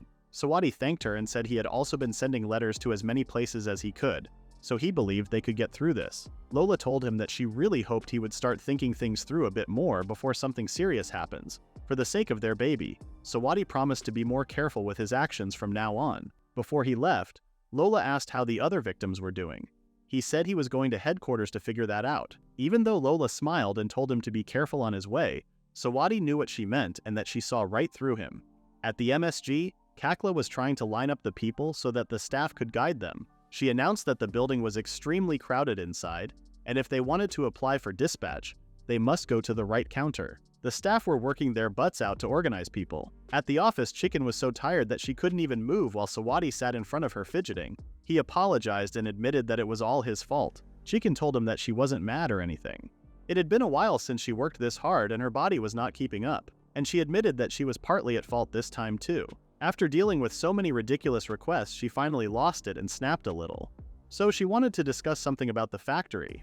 She said some local housewives contacted them, asking if there was any work, and she wondered if they might be able to hire them temporarily. Sawadi said it was fine and left it to her. He told her to pay them the standard wage, and if she needed, she could even add a little bonus. He also had something related to that to discuss. It looked like they would need more people for the research side too. So he had been thinking of buying a larger number of slaves around here. She said that it would be great if they could have some of them too, but they didn't have enough housing space for the new slaves. Even if they house 4 people per room, they could only add about 50 people at most. While being impressed that she memorized all that, he said he had been discussing it with the town chairman for a while on this topic. He was thinking of buying houses around Schenker Street. Right now he has money and noble connections on his side. She said she didn't really mind that but wondered how many houses he was thinking of buying. When he said all of them, Chicken was shocked, so he repeated that he was going to buy all of them. To calm her down, he said he was going to buy up all the land around here and tear down the current buildings and replace them with apartment complexes. But she was even more confused because she didn't know what apartment complex it was. He explained that they build upward and make them at least 5 stories tall. That way, they could house way more people. And then, he wanted each floor to have about 10 decently sized rooms and build around 10 buildings like that. Chicken started to calculate the number of people that would be living in 10 buildings like that and started sweating. Rather than calling it a base, she said it was more like a town. She closed her notebook and started breathing in and out to calm down. When the registration shift ended, the workers finally relaxed a little bit. The dungeon stuff was still working though. Still, it had been a while since it felt like this. It was like when MSG was first established. Now that they mentioned it, Kakla asked if they hadn't joined from the very beginning. They said yes. Back then too, every day felt like this. Suddenly they heard Sawadi and Chicken fighting again. Sawadi was saying that they were completely understaffed right now, but Chicken found his solution bold. She was trying to stop him from doing that while grabbing his leg and begging him to consider more long-term. He said he would buy tons of male slaves too. She begged him to get some educated slaves too, at least hiring people who could do math. The workers realized that it had been a while since they had seen them fight like this, just like the old times. Apparently, this would happen every day. In the next scene, Jiren was telling her teammates that Sawadi had gone to the office and got an idea and rushed over. They were shocked and said that was too much. She said they could never know what he was going to do today. He always surprised them. Pickles joined them and said in the end, he was just thinking about them. After all, their master was that kind of guy, because he was Sawadi the Merciful. This whole mess was his fault for not thinking ahead. He was the one who would have to take responsibility anyway, and if it came to this, then he would do whatever it takes to make the best of it. Starting today, right there, the second chapter of MSG began. In the next scene, Pickles' team was on the road. Jiren asked how much farther to the next town, and she said it would probably take around 3 more days. They told them to buy any rare items that they found at Tarababara, but those might be too much. Jiren smelled her shoes and didn't want to camp in those stinky boots another night. She wished they could use the train like the band team. She missed the bath back at headquarters. If they had the train, they could go there and back in no time for sure. Pickles responded that it can't be helped now. The band team was invited after all. Normally, not even commoners, let alone slaves, would be allowed on. While they were talking, Bongo came and informed them that they were coming. The train was approaching, so Pickles told everyone to stop the wagons and get ready for battle. The sound of the train attracted magical beasts, and they were waiting there to hunt them. As they started killing the beasts, some of them saw Bongo. She gave them a signal to look at their west side, and when they looked, they were being chased by a wet weasel. She informed Pickles that they were coming this way and asked if she was in. She said yes and got ready for her piercing strike. With one shot, the monster was injured. It was still a bit off, so it wasn't dead yet. Bongo helped her and stabbed the monster. The people they saved thanked them. They were shocked by the way she took it down so easily with that powerful bow. It was like watching a legendary god or archery in action. They said they wandered through this land and his name was Rapider. Pickles introduced herself too. Rapider wanted to offer her a token of their gratitude. Pickles said it was fine and they would be leaving here soon anyway. He asked which direction they were headed in because they would like to send her a small gift as thanks. She said they were heading south along the railway. They got the information and greeted each other before leaving. At night, they set up their camps and one of their friends was crying because her sleeping bag had a hole in it. She said they should at least use better fabric as this was an official supply and criticized that they are always cheaping out on stuff like this. As she called Jiren a cheapskate, she heard her and asked who she was calling that. She started yelling at her that this was a high-end sleeping bag made of dungeon fur, and she had worked hard to get it even one deal cheaper. She told them to stop messing around and clean themselves up. Speaking of dungeons, one of them noticed that they only grab the magic crystals in this dungeon and throw out the rest of the meat and fur. They were sure Sawad would tell them to take all of it back. They cooked a delicious meal for everyone and ate it together by the fire. Someone had a soy sauce which alerted the others because if someone finds out, they would screw. She said this was something she bought with her own money. She had been thinking about opening a shop someday, and she believed soy sauce might become popular in town. So if she learns how to use it now, she could make a lot of money. When she looked at the retired slaves, even if they got to do what they wanted freely, they still had to work hard and learn stuff to make it happen. Pickles overheard them and wondered if Bongo had something she wanted to do. As for her, she still didn't have any plans yet. While sleeping with Bongo at their tent, she was informed that the Senators from earlier today were here. Ryder apologized for coming so late at night and gave their gifts to them. Pickles thanked them for going out of their way. He then said they had got a bit of a troublesome guy tagging along. Pickles asked what he meant, and he said he was a nobility and asked if she could hear him out. The guy came and introduced himself as a descendant of the royal family of the Wheel Empire, which once ruled half of this continent. He was Zakron, son of the great Abkab. When Pickles said her name, Zakron asked if she was from the mountain tribes. He said they were the Wheel Empire Liberation Army was planning to attack and conquer Sinaldi in the southwestern mountains soon, and they had been looking for someone with mountain experience. Pickles didn't even care about what he said. Jiren whispered to Rapider asking if centaurs had people like mages or nobles too. He said they didn't really have them since they didn't have any other races in their village. Those with old bloodlines were naturally seen as nobles. She asked if this guy had been saying some sketchy stuff. He apologized to her and said he tends to get carried away. After he mentioned what had happened earlier, he insisted on meeting the God Archer. Zakron said they would take over Sinaldi, a key base full of resources that machine mages rely on. They would also take the people there as hostages. From Sinaldi, he wanted to use her speed and strength to seize other important areas that would force the mages to accept a peace deal. For hundreds of years, the mages from beyond the northern Styx Sea have stolen their lands and crushed their pride, making them suffer in silence. But now, He believed that their time had come, and they would restore this continent to what it was meant to be. He asked her, the legendary god of archery Pickles, to join them in restoring the Wheel Empire to glory. Everyone held their breath waiting for her answer, and she smiled, telling him to do what they wanted to do, and wishing him a piece of good luck. She was sure that he had never even seen a mage or a real city before, and told him to stop dreaming in his little closed-off world and get out there and take a look at the real world. She said if a mage gets serious, they could wipe out all of them, and this whole land in an instant. She mentioned that this entire continent, building cities, protecting them, even living, none of it works without mages around. He was so mad, but Pickles was not stepping back. She told him that pride can't feed them or keep them safe. Back when she was in that village, suffering, struggling, and feeling so sad, even when she was starving with no way out, those so-called proud centaurs never did a single thing to help her. All of them in MSG were saved by the mages and people he kept mocking. They were all saved and supported by mages and those around them. She told him that if he kept mocking the people they loved, she wouldn't show him any merch. Shaking and sweating, Zachrin called her a traitor and tried to take out his sword. But looking at Bongo, Pickles, and the others waiting, ready to attack, he turned his back on them. Rapiter apologized for dragging them into all this trouble. One of them wanted to ask her something. They wondered if it was true that everyone in the Mage City could eat as much bread as they wanted. They said it was true, and it wasn't just bread.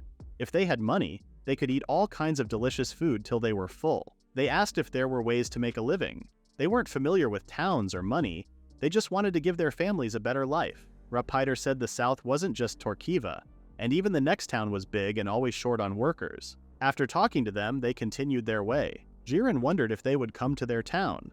Pickles said no one could know that, but if they came, they were going to make sure to give them food, drinks, and a huge party like always. Jiren then asked if she remembered the bard's song they had heard when they left. She said she did. Jiren wondered how Pickles felt about it. She said she already knows the answer. In the next scene, MSG was closed because the new slaves arrived.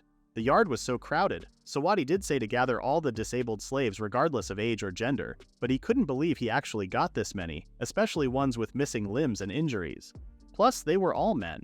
Perseus, the slave merchant, said it was the men who usually do the city's heavy labor, so it made sense that most slaves would be male. He told him to get them treated and start taking care of them after he finishes the contract. Chicken was inside the building as she worked all night to prepare lodging and what they would need. Perseus said they wouldn't cause any trouble right after treatment, but he still told him to stay with security just to be safe. Sawadi opened the mic and informed everyone that they would all be joining MSG as slave under Sawadi Slayra. The slave contract included certain rules they must follow. They would be required to obey the instructions of their MSG, and they wouldn't tolerate troublemakers. He told them that they were free to return to Perseus if they couldn't follow that and serve someone else. However, if they could follow all of this, he could heal everyone with his magic right now and guarantee them a decent life in this city. And those who worked diligently for 3 years would get a proper salary and be free to choose how they live, their job, and marriage within Torquiva. He said he would grant even greater freedom and personally promised them that. Everyone cheered him on after this speech. The other slaves wondered what was going on, and Hunt said they were buying up a ton of slaves. Sela wondered if there were any good men among them. Hunt told her to control herself as they would think she was a cheap woman. Sawadi felt the power in his hands as they cheered his name. He was totally tripping. When they went inside, Perseus said it was a wonderful day. They had long awaited the day Sawadi would ask for slaves without conditions. Perseus had been waiting with great anticipation. Sawadi said it was a bit too much, but he was impressed he managed to gather that many in such a short time. He said Sawadi was somewhat of a legend among slave traders. With just a word from Sawadi, anything could be arranged. Among those gathered here today, many have long awaited his call for years. He also kept aside a few male slaves he thought were promising. Some spent their savings, others relied on help from their relatives. Everyone had quietly waited for this day. Sawadi was surprised and asked why they didn't heal themselves if they did have that kind of money, because they could get healed for 10 gold coins. Perseus said to a commoner, 10 gold coins were something they would have to save for scraping together every last bit they had.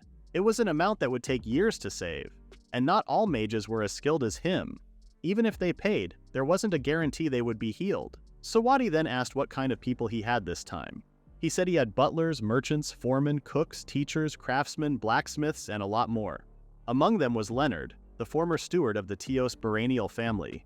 He may be old, but not only does he have a commanding presence and refined knowledge, but his years of experience will surely be a great asset as an instructor. And Libra was a former regular soldier. He had plenty of knowledge and experience from the military. He was reliable and loyal. There was also Ophiuchus, a former underground doctor, and Cassiopeia, the son of a watchmaker.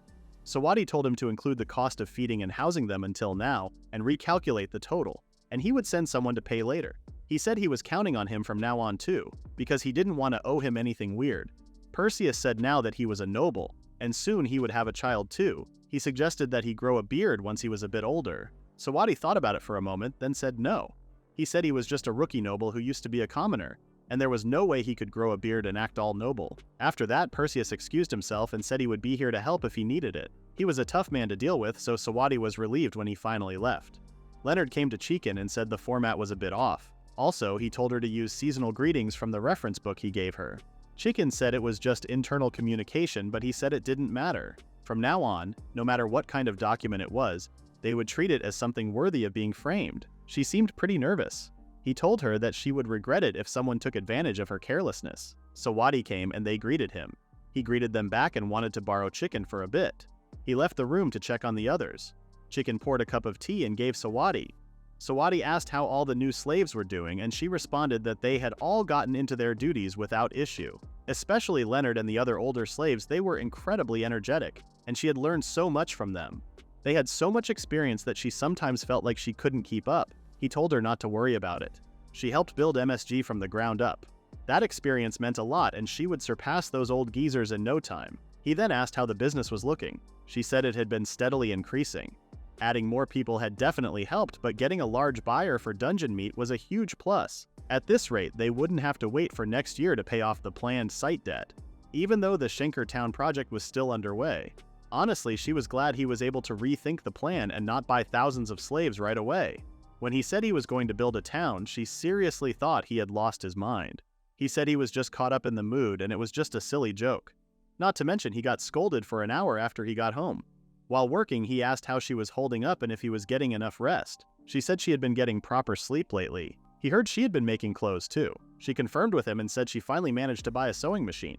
The other day, she even found some rare fabric at the textile shop. She didn't realize that Sawadi knew about this until that moment. A loud scream was heard from even outside the room. Shaking, she asked how the hell he knew about this. He revealed that Roast mentioned it a while back. Chicken was so embarrassed. He asked if it was supposed to be a secret.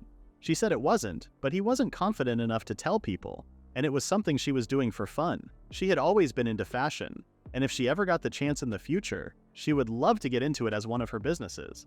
Still, that was just a dream for the future. After their talk, Sawadi once again realized how far ahead everyone was already moving. The dungeon request chaos had finally settled down. The band team also returned safely to the royal capital the other day, and it was almost time for Lola to give birth. Summer was almost there, so he wondered what the trade expedition was up to. Meanwhile, Pickles and her team were finally home. They arrived at MSG, and Jiren informed Sawadi that the Turkiva Tarababara trade expedition team had completed their mission and returned today without a single loss. Chicken thanked them and stated that MSG could finally relax now that they had seen them all safe. She told them to take today and tomorrow off to rest. After that, Jiren would need to report to headquarters. At night, they would have a big celebration with all of MSG to welcome the team back. That was all from Chicken. Sawadi rolled up his sleeves and healed everyone's wounds immediately. He said he was glad they all made it back and thanked everyone for their great work. After that, everyone applauded for the team. 2 days passed as usual, and Jiren reported everything to Sawadi. He asked if the Ryuzoji main bloodline ended around a century ago. She said that there were very few people left who could even read or write. Now all their culture and skills are being passed down orally. Sawadi then asked Chikin to bring that. She brought a bonus reward for Jiren. She thanked them and said they would split it up among everyone, but she told them that this was her share. There was a separate portion prepared for the others. She was shocked and couldn't hold her mouth. Sawadi warned her to think a little before she spoke because she was going to be in a higher position from now on. Also, he asked her if he could borrow her journal for a while. She gave her and watched him read it in worry. Chicken informed Sawadi that they would go check the other items they brought back. They left there, but Jiren seemed uneasy about something. After checking everything, the celebration of the trade team's safe return had begun and everyone cheered their drinks for the team. While everyone was enjoying their time, Chicken noticed that the star of today's party looked awfully gloomy. She asked what was wrong and if it was alcohol. Jiren said she kept thinking she didn't actually live up to the expectations of Sawadi and questioned if she was able to do her job properly. Chicken understood why she felt like that and told her not to worry because that was probably not what it was about. She didn't know the full story either, but she knew she had completed her mission, and that was a fact. After the touching speech, she hit her and called her a hassle. She told her that whatever the outcome may be, she came back after doing something only she could do, so she must hold her head high and be proud of herself. She told her that once the party was over, she would officially take on a management position and would need to work even harder from now on. She said she was counting on her while helping her get up. Jiren seemed okay now and said she would be counting on her form too. Meanwhile, Sawadi was alone in his room and he was thinking. Lola came and said it was a pretty lonely party hall. He was surprised to see her and asked if she was okay. She said walking a little was good for the body. She asked if it was okay for him to leave the party like that, and he said he had already stopped by for a bit. It would make people feel awkward if the mage stayed there the whole time. Lola calmly grabbed the journal and started reading it. She said she heard about it and it seemed like he didn't find anything. She asked how he was feeling. He said he was shocked that he felt nothing. In his previous life, he didn't accomplish anything and left no trace at all, and before he knew it, he was dead. So, in this world he was reborn into, he wanted to understand the meaning of life and what he should be doing with it, whether or not there was something that connected him to his past life. He expected at least something, he just figured there had to be something there. It might be a reason to smile or a reason to cry, but in the end there was nothing, and he just quietly thought, so that's it. It was so normal that it surprised him. He started thinking about the reason. He said it might sound weird, but even now he might still be connected to his past life. He always thought his life ended when he died, but then he was reborn into this world as Sawadi, walking a completely new life. But that wasn't it. His life as a person didn't really end. It had been connected since his previous life. So, if there was some meaning behind his reincarnation into this world, and if there was something he was supposed to accomplish in this life, then it was all waiting for him somewhere beyond this life. He apologized for not being able to put it into words well, but Lola already understood him. Lola said he shouldn't ask too much of his father. Just having his blessing for their marriage was enough to make her happy. Sawadi said this wasn't impossible.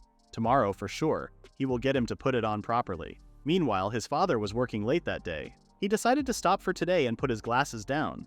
He noticed the letter on his desk, but he didn't open it and left his room. The next day, Sawadi slammed the door open and asked his father to name the baby, but his father replied calmly that he was busy. Sawadi sat on the floor and said no matter what, he wouldn't move an inch until he named the baby. His father didn't care at all. Ever since Sawadi found out Lola was pregnant, there had been something he had already decided. He wanted his father, Brett Schenker, head of the Schenker Trading Company, to be the one to name their child. But no matter how many times he asked, he always found an excuse to delay it until today. He said he understood that becoming a name giver was a serious thing for nobles. It meant becoming a guardian figure if something happened to the parents, and it might be a hassle for him. But now that Lola's family wasn't an option, he was the only one Sawadi could rely on. Brett told him that there were other people too, like Astoma, who kindly acted as his matchmaker, or the army officers he had treated. He closed his notebook and stood up while saying that his stubbornness was just like his mother's. He brought 2 wine glasses and wine and told him to sit on the couch. Sawadi listened to him. He told his son that it wasn't like he avoided naming them because of tradition or inconvenience. Sawadi asked the real reason. He only replied with Blackbeard Schenker. He asked if Sawadi had heard that name before. It was his first time hearing it, so Sawadi was quite confused. His father said it was many generations ago, hidden even from historical records, and now he was completely erased from memory and history. Once upon a time, he possessed supernatural powers that were far stronger than magic. He commanded 48 powerful warriors and ruled over a vast land of grain fields, including Torquiva. He used wheat to threaten armies and gain wealth. He even stole the daughter of a great noble who came to defeat him and made her bear his child. He was a great villain and a great hero, and his name was Blackbeard Schenker. That was the ancestor of their Schenker family. Back in Blackbeard's time, this land of grain fields belonged to the commoners.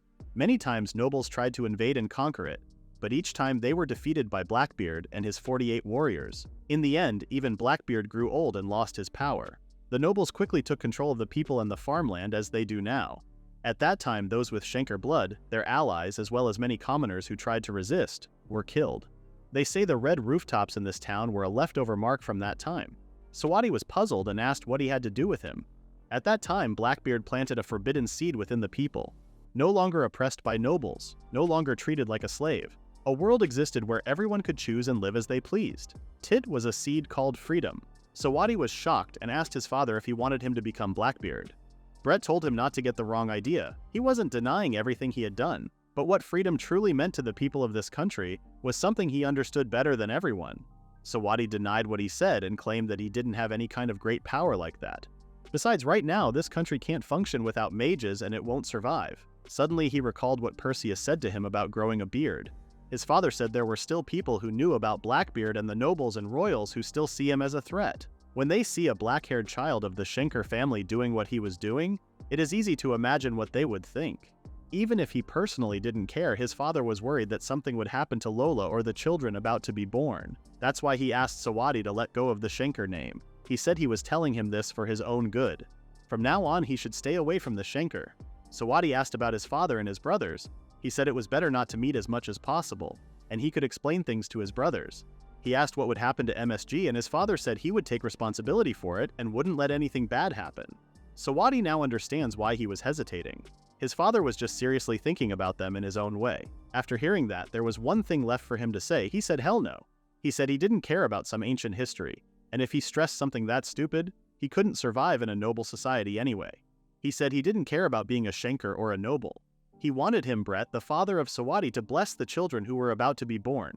It wasn't just him and Lola, he wanted the kids to feel that even their grandfather wanted them to be born. He slammed himself to the floor and begged his father to name their children as his last selfish request. Sawadi had always carried this regret deep in his heart.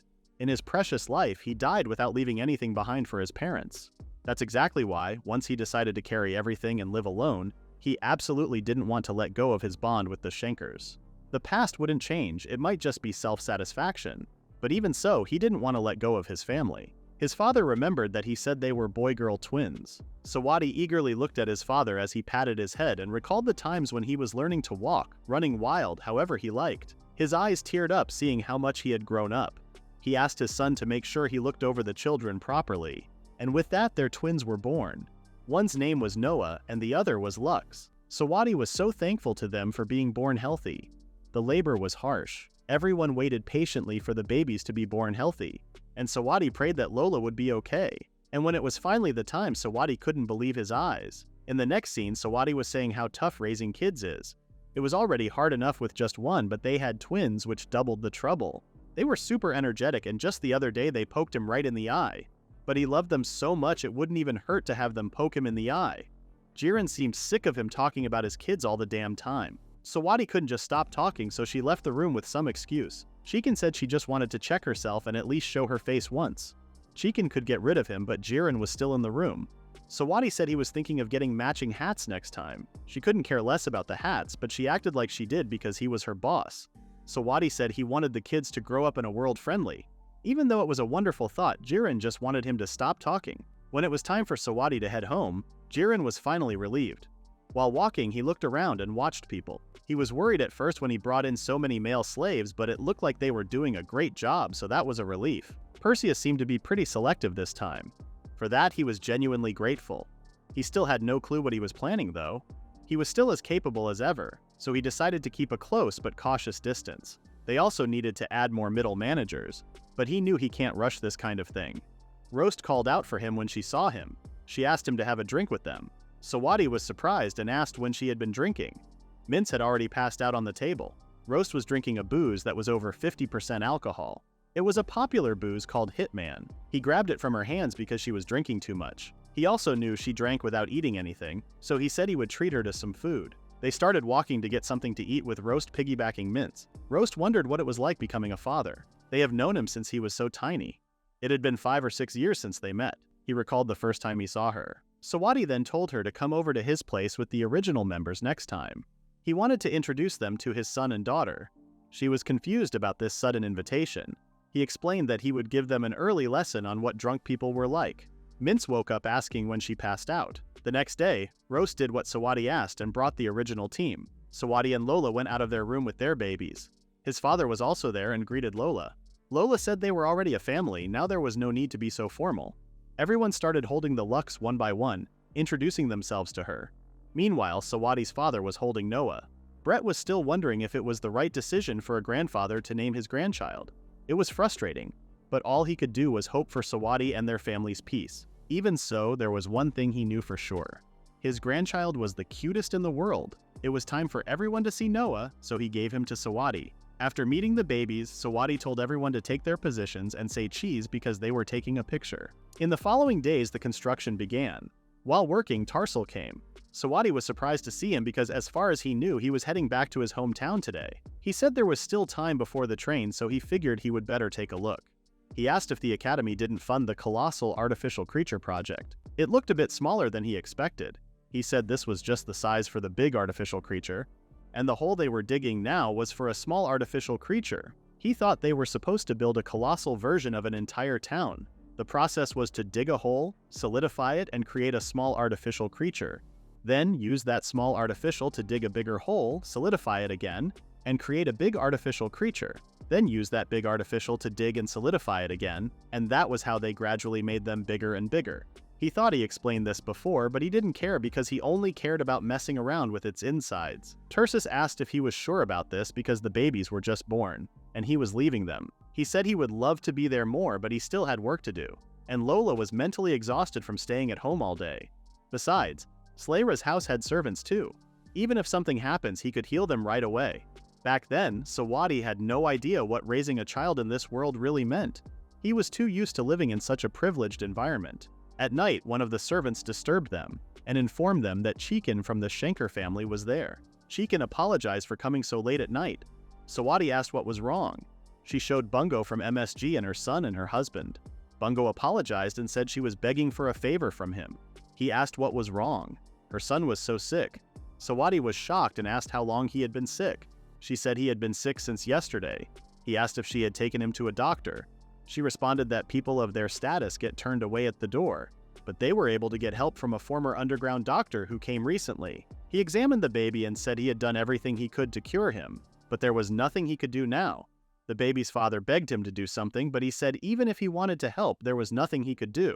They didn't have enough medical equipment, and pushing any further would just make him suffer more. The medicine and potion helped stabilize things temporarily, but that was all he could do. Sawadi asked why they didn't come to him sooner. The father and the baby weren't his slaves, but his wife was working under him. He begged him to save his son. He didn't care what happened to him. He could make his son his slave if he wanted. He just wanted him to save the baby. With Sawadi's one touch, the baby was healed within a second. They thanked him and said they would never forget this kindness. But Sawadi told them to forget this ever happened. He told them that they never came here today and none of this ever happened. He told them to go home and get some rest because the child is fine now. They left his house, and Sawadi sat there for a moment. Lola asked Chicken what the birth rate was like in this world. She said she couldn't say for sure, but it was probably much lower than they imagined. Even if the child was safely born, there was still illness, accidents, murder, abduction, trafficking, and poverty. Because of all that, the odds of reaching adulthood were even lower. He asked if anything like this ever happened in MSG before. Chicken didn't even need to answer him, he was so pissed. Ever since he decided to protect the smiles and happiness of those around him and carry it all on his shoulders, he thought he had come to terms with this other world and lived his life accordingly. But he never considered that the families of slaves weren't part of that. He knew he wasn't someone special. He knew he couldn't save everyone, but he still couldn't help but blame himself for this. When he said that out loud, Lola slapped him hard on the back. She yelled at him, saying that once you are born, you will die eventually. Whether you were close to him or not, didn't matter.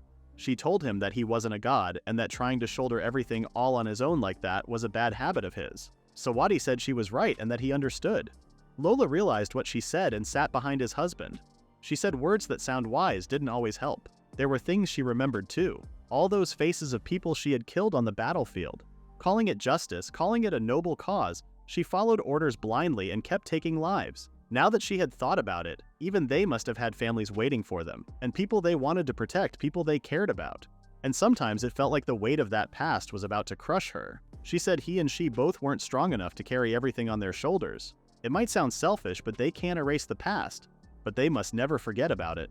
So all they could do was live their lives to the fullest from now on, so that they wouldn't live with regret, and the past wouldn't crush them. Fortunately, he was surrounded by friends who would carry this burden with him. After finishing her speech, she asked what he was going to do. Sawadi slapped himself in the face. He asked Chicken if the former underground Dr. Ophiuchus was skilled. From Perseus and what she had heard from MSG members, he was pretty talented.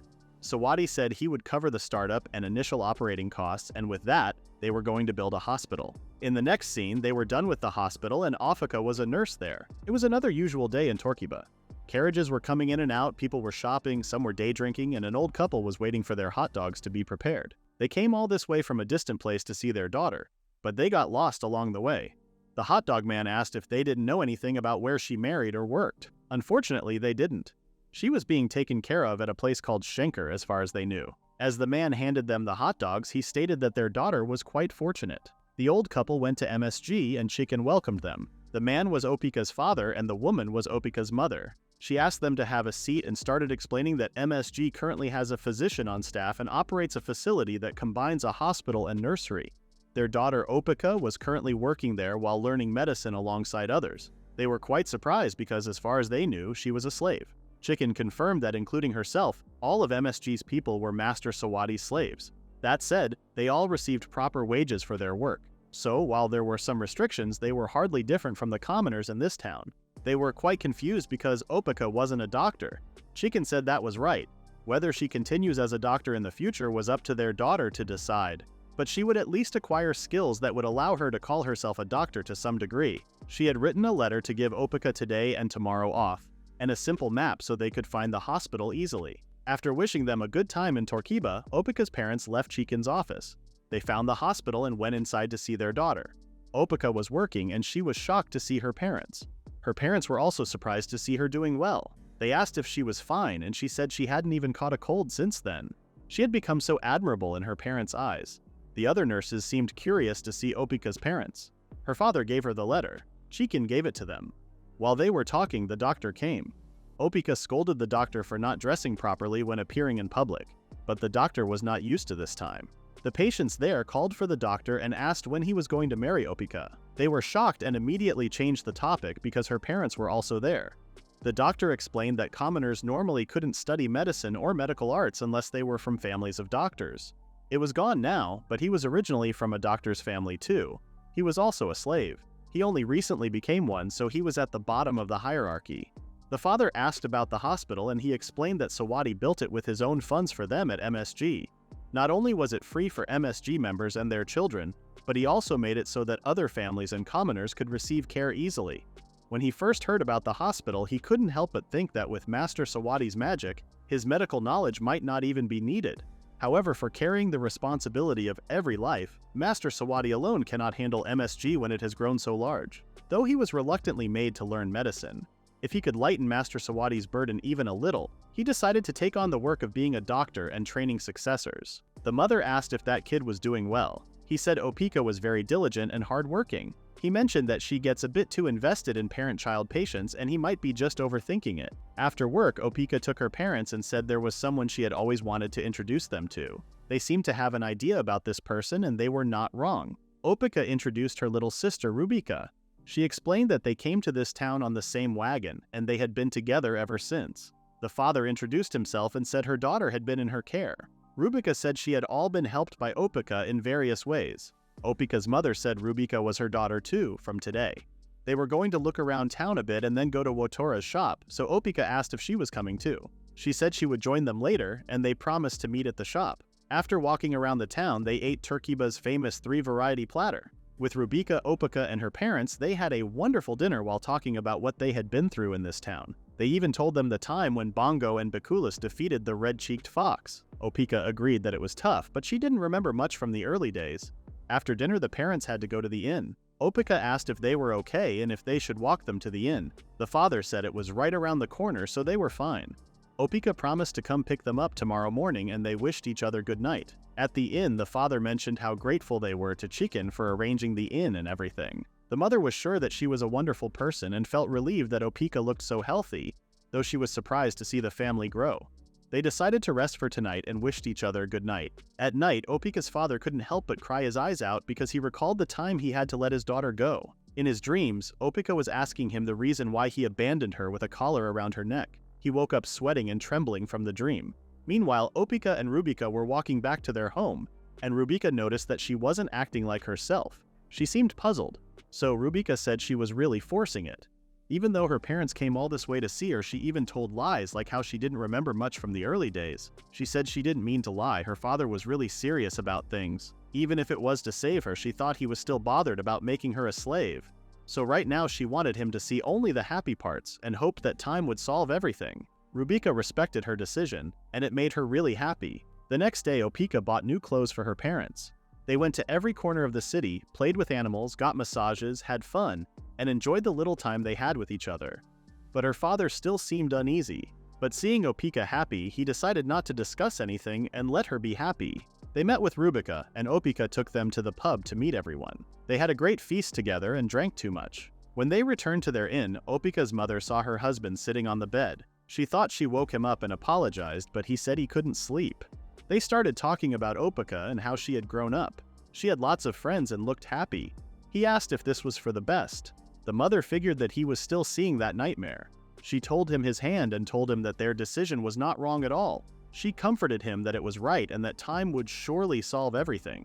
In the next scene, Opika was crying her eyes out because her parents were leaving. Her mother apologized and explained that if they missed today's shared carriage, they would be able to go home for another 6 months. Rubica tried to calm her down, but it was really hard. Opika's father clenched his fist to stop himself from saying anything. He reminded himself that this was fine. But this time it didn't work, and he asked if she didn't resent them. He asked if she was scorning and mocking them while they acted like parents, standing shamelessly before her. The mother tried to stop him but couldn't.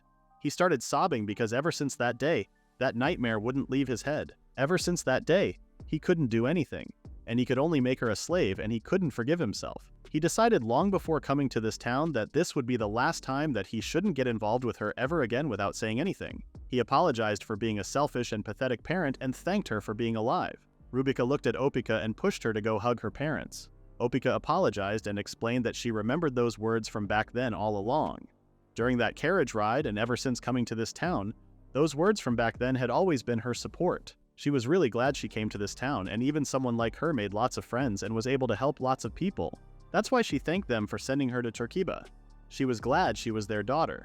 They hugged each other, and Opika had already forgiven them. Rubica mentioned that she was abandoned by her parents before she could remember. The man who picked her up and her stepfather after that weren't decent guys either, and she always thought that was what parents and family were supposed to be like. But then, at that time, when she saw Opika, she also wanted a sister, a father, and a mother. Since she called them father, mother, and big sister, they felt like an arrow had hit their heart. They immediately considered her as their family. After that, the father stopped having that nightmare and the guilt inside him hadn't disappeared. He was going to carry that sin for the rest of his life, but that was fine. Now, like those children, he felt he could keep moving forward. He thought the dream he had that day must have meant something like that, even though they were separated now. Someday, they were all going to be together as a family for sure. In the next scene, the Japanese Food Championship with ingredients brought back, and once again Jiren was the host and moderator. Today, using the ingredients and seasonings that the Terabarbara expedition team brought back, they were going to have challengers present their newly conceived menu. They were going to taste their Japanese food and have it judged on whether it was delicious or not. And today's judges who would be testing and judging were those 3 distinguished individuals: a gourmet noble who knows all cuisines from north to south and even the battlefield, Laura Slayla, the tipsy tropical fish of Torukiba, Roos, and a foodie monster whose love of eating led to a gourmet report series in the MSG Wall newspaper, the pride of MSG Menchi. Including Jiren, she wasn't sure what anyone was saying, but asked them to give them fair judgment. After that, she welcomed today's challengers. The man behind modern Torukiba food culture, the gourmet illusionist wizard Sawadi Slayla, and his 2 assistants. Sawadi claimed that their ultimate menu was truly supreme. They didn't understand what he was saying but wanted to have the first dish right away. The first dish was wild boar miso stewed udon. Using plenty of dungeon-produced wild boar meat, making broth with fish and dried wood mushrooms, seasoned with sake, sugar, honey, and miso. After the tasting, the anticipated judging results were all unanimous and good cards were raised. Everyone cheered for Sawadi. Laura commented that the distinctive smell of miso was a bit concerning, but its compatibility with wild boar far was outstanding. Roos added that the flavor was solid, and it looked like it would go well with sake. Menchi, on the other hand, couldn't even make a proper comment since her mouth was full of food. This was an excellent start, and Jiren wondered what kind of dish the second course would be. They brought the second course, and it was Western-style Odin. By boiling many ingredients together, they get a much richer broth than before. The seasoning was a simple soy sauce base. This time, Laura gave him a bad card. She stated that the flavor overall was kind of bland, and the saltiness of the soy sauce was bothersome. Roos said as long as it goes with sake, anything was fine with her. Minchi said it still needed some improvement, but a lot of people would like it for sure. The next menu would be the final menu, but it didn't really look like a final boss. They seemed confused and disappointed. Sawadi explained that this was called onigiri. Brown rice, carefully polished and cooked in an earthen pot, is made into onigiri using quality salt. Salt, soy sauce grilled, and miso grilled, 3 varieties. Finally, he asked them to cleanse their palate with freshly roasted hojicha. Sawadi actually referenced the sacred texts of his previous life. This was the ultimate worthy of the essence of Japanese food. For today, he managed the small amount of rice they had and researched the perfect cooking method to finish this. He did not doubt that they would all raise good cards. He was sure that he would become the food revolutionary who first established rice culture in this land. However, he didn't even get one good card. Everyone was shocked that they all raised bad cards. Laura said she didn't really like miso or soy sauce, and rice was supposed to have no flavor to begin with. Roos found it grainy and crumbly, and Minch decided not to make a comment. Sawadi couldn't believe this was real. It was true that it may lack the sweetness and moisture of rice from his previous life, but during the taste test it was good. Someone appeared and scolded Sawadi for speaking of Japanese food without understanding even this. It was the god of gastronomy appearing in Sawadi's head. He asked if he thought this world's rice would be delicious without breed improvement and served cold. The Japanese food he ate deliciously in his previous life was the result of producers and chefs who spent long hours in trial and error, constantly accumulating training and effort. And cooking was about putting his heart into serving others. But he took what he found by chance and obtained. Speaking of it, his own achievement was half-baked knowledge and little effort. Moreover, he was a human of this world, and now without trying to understand this world's food culture well, he tried to force his ego into others. He scolded him and called him a fool. He told him to use that little brain of his to think about what he should do. Sawadi couldn't say anything back because he was wrong. He came to himself when Noah, his son, tried to eat the onigiris. Chikin stopped him because it was still too early for him. Sawadi realized that he wasn't a pure Japanese person, and he didn't have any talent for cooking either. Even so, this soul definitely had the Japanese spirit carved into it. Then surely the children too must have the Japanese spirit carved into them.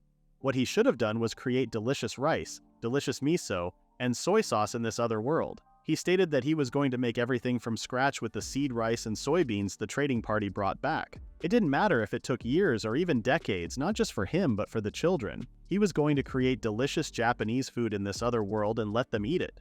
Everyone started laughing at him because they had no idea what he was talking about. As the summer heat settled down somewhat, fall came suddenly.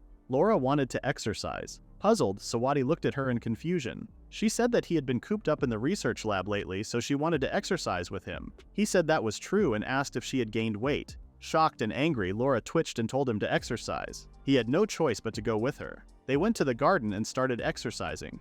Sawadi noticed that nothing really changed. He suddenly found a leather ball and felt nostalgic. Right after joining the company, he was forced into his boss's baseball team. He desperately learned the rules, gave up his weekends for practice and client games, and got worked to the bone. He asked Laura if she knew baseball. She didn't know it, and he figured it didn't exist in this other world. Laura asked if it was a story from his previous world. He said it was a really popular sport and they needed people and equipment, and a place. Laura asked when they were going to do it. Sawadi was confused, so she repeated her question, asking when they were doing that baseball thing. That one careless slip of tongue would later become a huge commotion involving the common people and nobles of Turkiba. Thus, to fulfill his beloved wife's wish, as usual, making full use of MSG, he made all the equipment needed for baseball. He created a rule book within the scope of what he remembered, gave lectures to selected adventurer members, and had them practice in their busy spare time. And he had the civil engineering department use part of the planned theater construction site to build a grass baseball field. With that, they had their first baseball match. The case began and Laura and Sawadi were both playing. Laura was really fired up, and at yesterday's team practice she was hitting like crazy. But today Sawadi was sure it was going to be different and threw the ball as hard as he could. It was a bit different from before, so it was a strike. Sawadi was sure that he would make her eat her words and threw the ball again. However, Laura quickly hit the ball. Everyone cheered for her. Sawadi decided that he couldn't do anything because it was Laura after all. He claimed that his shoulder wasn't warmed up either. Second batter was Liero. From here on, no matter how much they had practiced, they were still baseball amateurs. So with his 7-colored 5-type magic ball, Sawadi was sure he would finish this quickly. However, Liero was just like Laura and hit the ball easily. That was 2 in a row. At this point, they might even score like 100 points. Sawadi decided to use his trump card and changed his facial expression. They changed pitchers to pickles. They wondered if it was okay. They couldn't help it because no one else besides Sawadi practiced pitching. It looked like Sawadi would be batting, but that wasn't a problem. They were worried about Isuke. They were sure she would hold back. Pickles focused and threw the ball like a bullet, leaving everyone in shock. The ball hit them so hard that they were thrown to the wall. With that, Pickles was ejected. Moving on, after countless strikes, it was Bongo's turn. Sawadi was worried about what would happen with the consecutive pitcher changes, but both control and ball speed were perfect. He would have never thought Bongo would have such talent. It might be because he had always had her use long-range weapons. He thanked Bongo for saving him and said they could have a proper game now. He patted her head and asked if she was practicing pitching. She seemed nonchalant but wanted him to praise her more. Minch told everyone to tighten up. It was Laura's turn to throw the ball and the results were 3 outs. Sawadi realized that this might actually turn into quite the pitcher's duel. Contrary to his expectation, from the next inning, the game became a slugfest except for him. Despite their good reflexes, they had only been practicing for half a month. Defensive mistakes kept happening in the first game, but it was good overall. By the final inning, it was 21-1. Even for grass baseball, it had become quite the rout, and it seemed to be quite popular with the people of this world, so Sawadi was satisfied with the results. Today, baseball was played in this country for the first time, and from here on, this match might very well go down in history. Laura asked if they wouldn't want to leave their name in history as the winner. She said that if they held them here, it was their victory. They fired themselves up while Roos was watching them. The game continued as usual, and they were pretty hopeful. It was Sawadi's turn, but it was strike again. Sawadi didn't feel like he could hit it. Roos approached him and asked how they could win. They told him to tell them how they could win. Seeing their dedication, Sawadi told them to wait a minute and asked for a timeout. The other team was confused and assumed they were planning some kind of strategy. They didn't know exactly, but he knew baseball better than anyone here, so Laura told everyone to be careful. After a timeout, Laura got ready and threw the ball. The other team did something different that made her confused, and she made a bunt. They didn't get what happened, but it was really amazing. When it was time for Sawadi's team to throw the ball, she remembered what Sawadi told her. First, they wanted the second and third batters to get on base. So far, the opposing battery always starts with a high, easy pitch to see how things go. So he told them to aim for the first pitch. They had good pitch selection and bat control, plus they were fast, so he believed they could do it. The ball seemed like it was heading outside, but then she made something that hit the ball, and it got through. She hit the ball one-handed. It was Laura's turn to throw the ball, but Roos was her opponent, so Sawadi was confident. He told her to swing with everything she had. Laura had been pitching alone since the first inning of her first game, and she must be tired. On top of that, bases loaded with cleanup hitter Roos. The pressure must be enormous. She threw the ball and it was a ball. Sawadi was sure she would come at them head-on. Once again, she prepared herself and threw the ball like a bullet. But Roos had been waiting for a fastball right down the middle. They were both so strong that the bat broke into 2 pieces, and Sawadi's team won. Red team won 22-21. And so, the first baseball game ever played in this other world somehow ended safely. Whether it was actually a proper game was questionable, but if Laura enjoyed it, that was all that mattered to Sawadi. If there was a next time, Sawadi was going to be the manager because physical labor really wasn't his thing. The next week came and they made another match. Sawadi was shocked that it became this huge in this world. In the next scene, there seemed to be a war with wyverns and monsters. One of the knights commented on how they really charged straight at a woman in there. The woman asked if he had seen them up close before. They were recovering all usable materials from the giant beasts. Whether there were adventurers present or not didn't matter. The moniker that was earned was Stardust Alcerica. She said it got a lot better now, but she heard the leader's left arm was blown clean off, and she nearly died back then. The knights were intimidated. One of them took a closer look at the baseball field and seemed interested. A woman with blonde hair appeared in MSG and asked a man if he was married to one of MSG's slaves. When she confirmed that information, she said she had something she wanted to ask. Meanwhile, Sawadi greeted Rubika. Rubika apologized for going to all this trouble.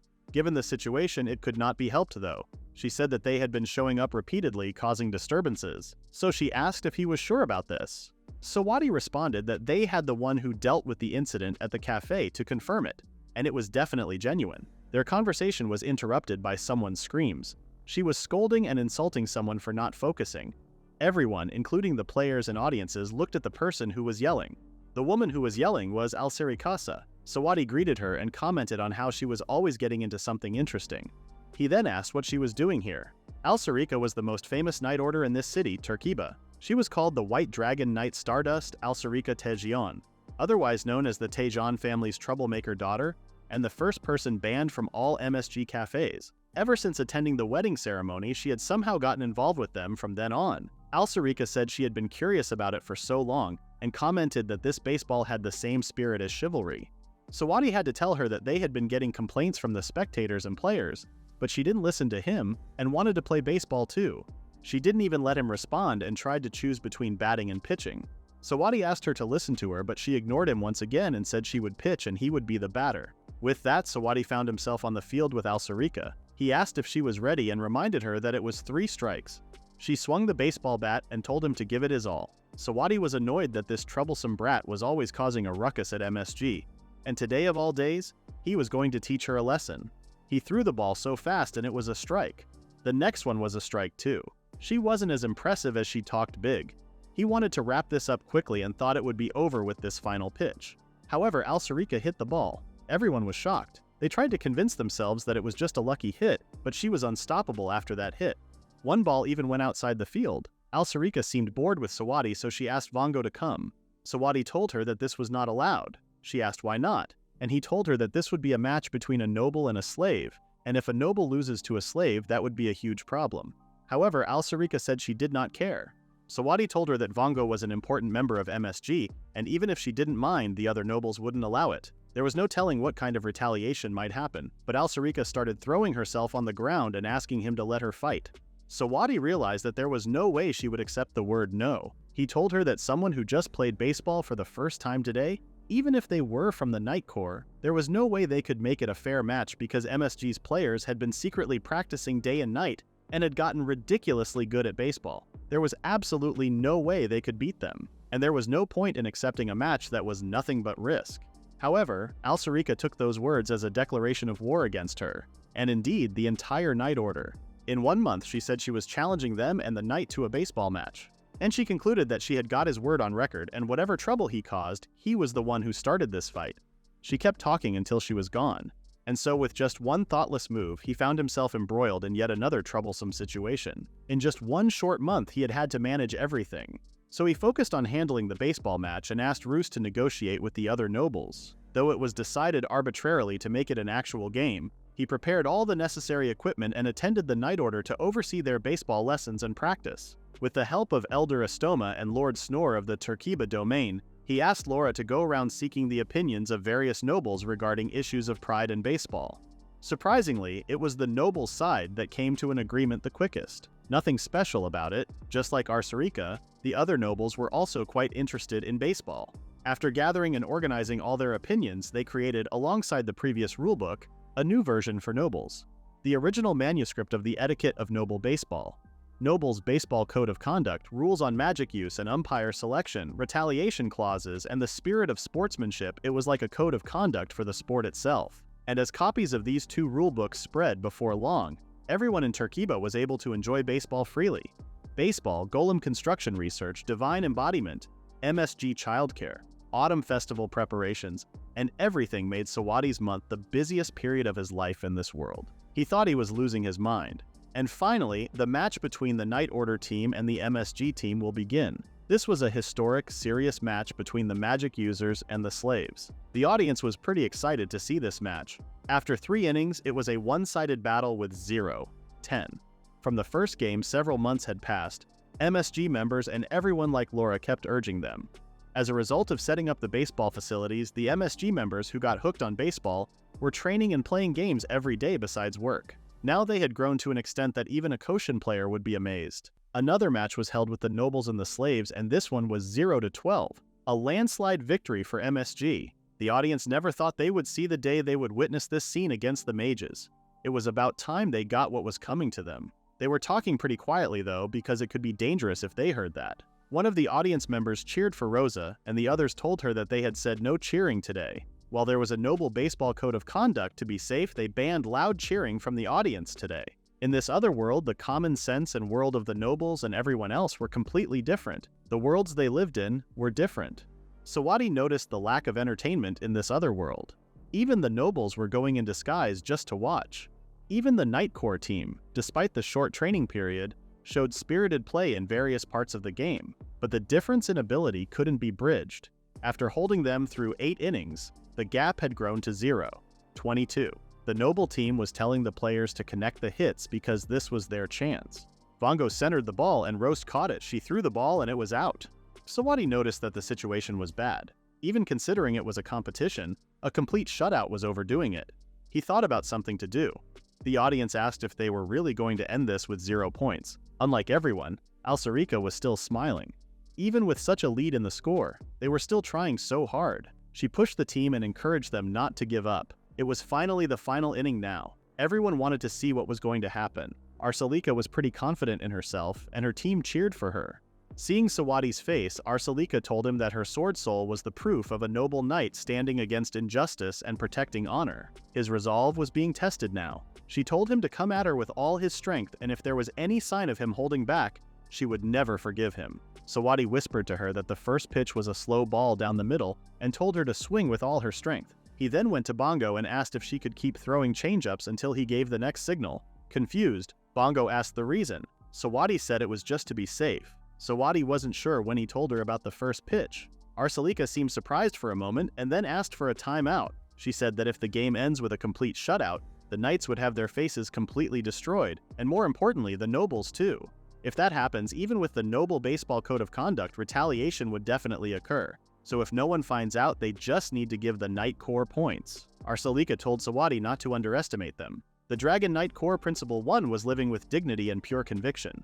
A knight's pride lies in dedicating their entire life to a noble purpose and living alongside eternal values. Before they were nobles, they were knights, and they were never going to break a promise they had made once. If there was anyone who would harm him based on the result of this match, the knights would stake their lives and honor to stop them. Now that she had explained herself, she told him to go tell the pitcher to fight this match in earnest. The nobles found Sawadi pretty interesting. Since he started MSG, Turkiba had been changing bit by bit. Even now, nobles, commoners, slaves, regardless of status, everyone was chasing the same white ball, getting excited and disappointed together. She had been confused about something lately. She wondered where the difference was in mages, commoners, and slaves standing together like this in the same place. The match began, and Arcelita couldn't hit the ball that Bongo threw. After countless fouls, the atmosphere was pretty tense. They didn't even know how many pitches it had been. The audience couldn't hold it anymore and started cheering for Arcelica. Arcelica's grip tightened. She was more dedicated than ever. When Bongo threw the ball, she was immediately worried that it would get through. But Arcelica hit the ball and Roast started running. However, Roast couldn't catch the ball, and Arcelita was already running. With one finger on the floor, Arcelita won, and the match ended with them getting their first point. They only got 1 point back, and the game was not even over yet, but they were celebrating like they had won. After that, they managed to score one additional point, but the final result was a decisive victory for MSG with 23-2. After the match, Arcelica came and shook Bongo's hand, saying they were not going to lose the next time. This baseball commotion started by chance. There were difficult times and moments where he thought he would die, but now he thought it was worth doing it. He wondered if someday this kind of scene would become the norm. Whether this match ignited the passion for baseball in Turkiba or not, multiple teams were formed regardless of commoner or noble status. Eventually, they held league matches among themselves and other developments. Baseball became Turkiba's representative major sport, but that was a story for a little later. In the next scene, a person informed 3 men about the baseball and they found it quite carefree. In a little while, the ceasefire treaty with the Western nations would expire, and when that happens, all 4 directions would become battlefields. In this time of crisis, commoners were absorbed in games with children playing around. The other one agreed, saying they were just the thoughts of rustic folks from the southern regions. The people of the royal capital had no way to understand them. Their nation required an overwhelmingly powerful magical construct.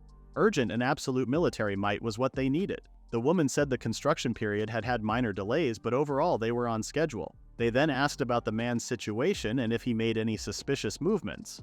She said there was nothing particularly noteworthy. These past several months he had been exceptionally busy. The man said he wanted her to continue surveillance and intelligence reports on that man.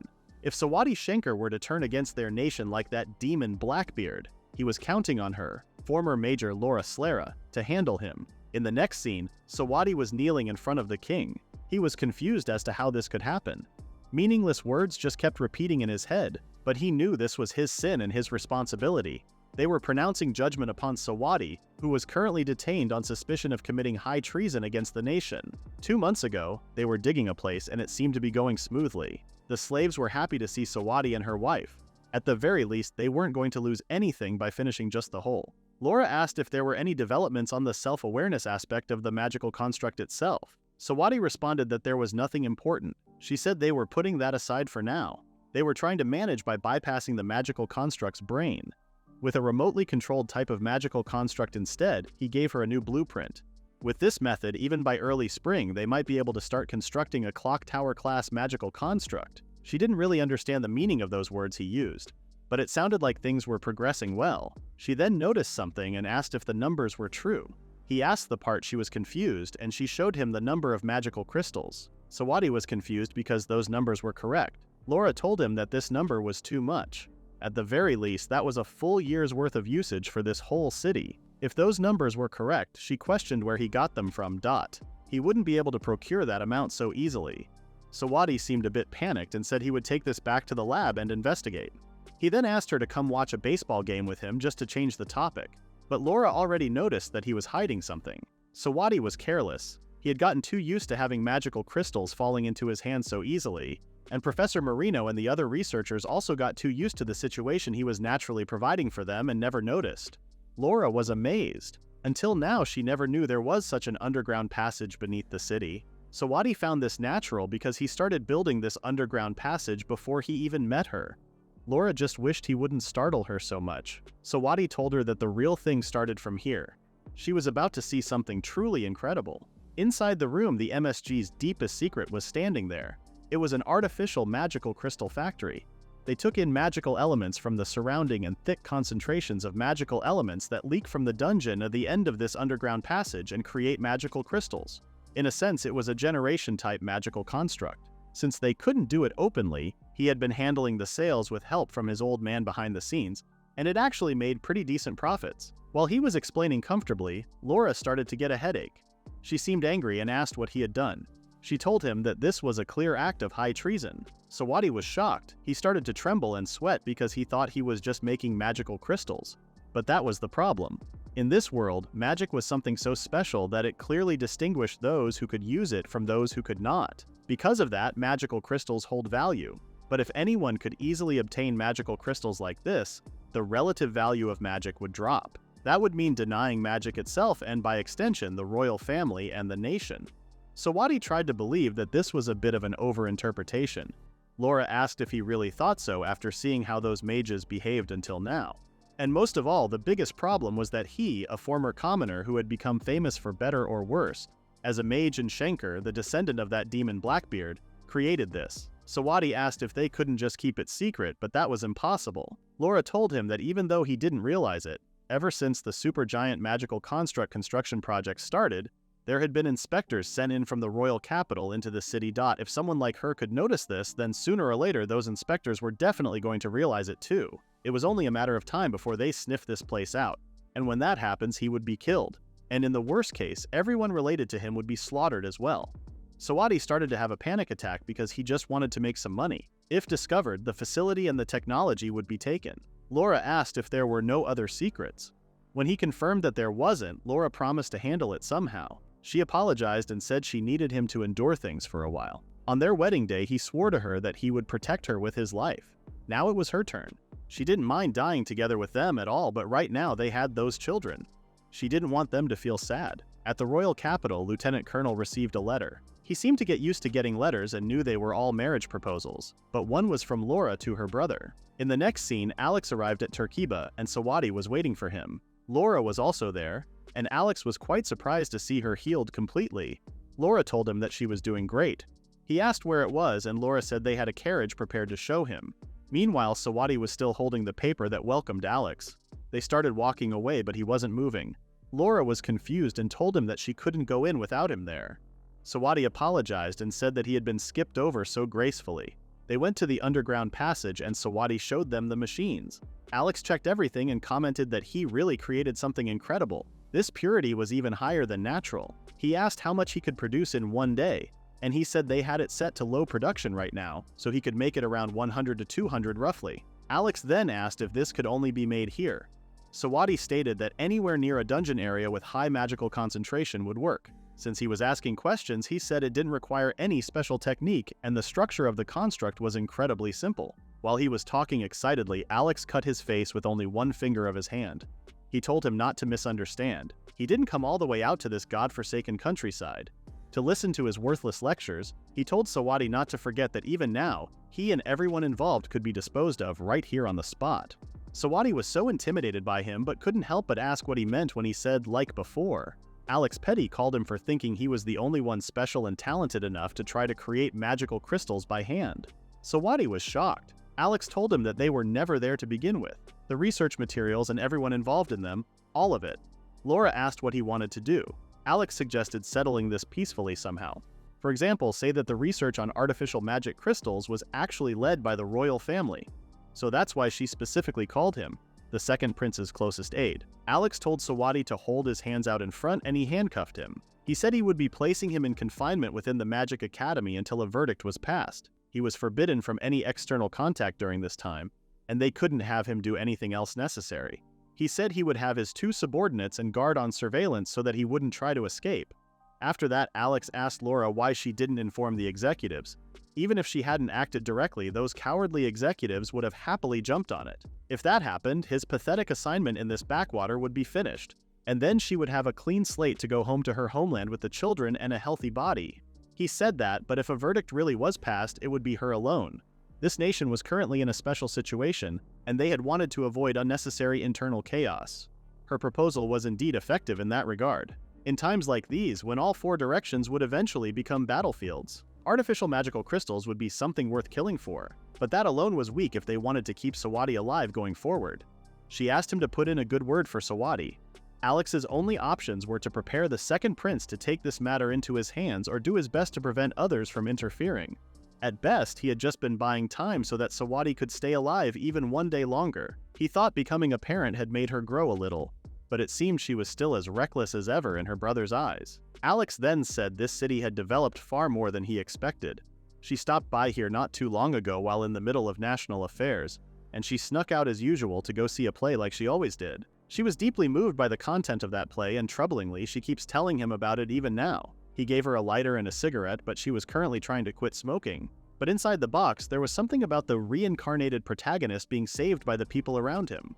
Laura started to cry her eyes out and thanked her brother. The door knocked, and they were informed that Sawadi was ready. They were permitted to continue the supergiant magical construct research within the academy, though in a limited scope. He still felt cold even though she was wearing a jacket. Laura hugged Sawadi for putting him through this, but Sawadi knew this was all the result of his decisions. He said he would definitely handle it and asked her to just wait for him. When he left with the carriage, Laura lit up a cigarette and started smoking. That is the end of the recap at chapter 39. Please read the pinned comment about the next part.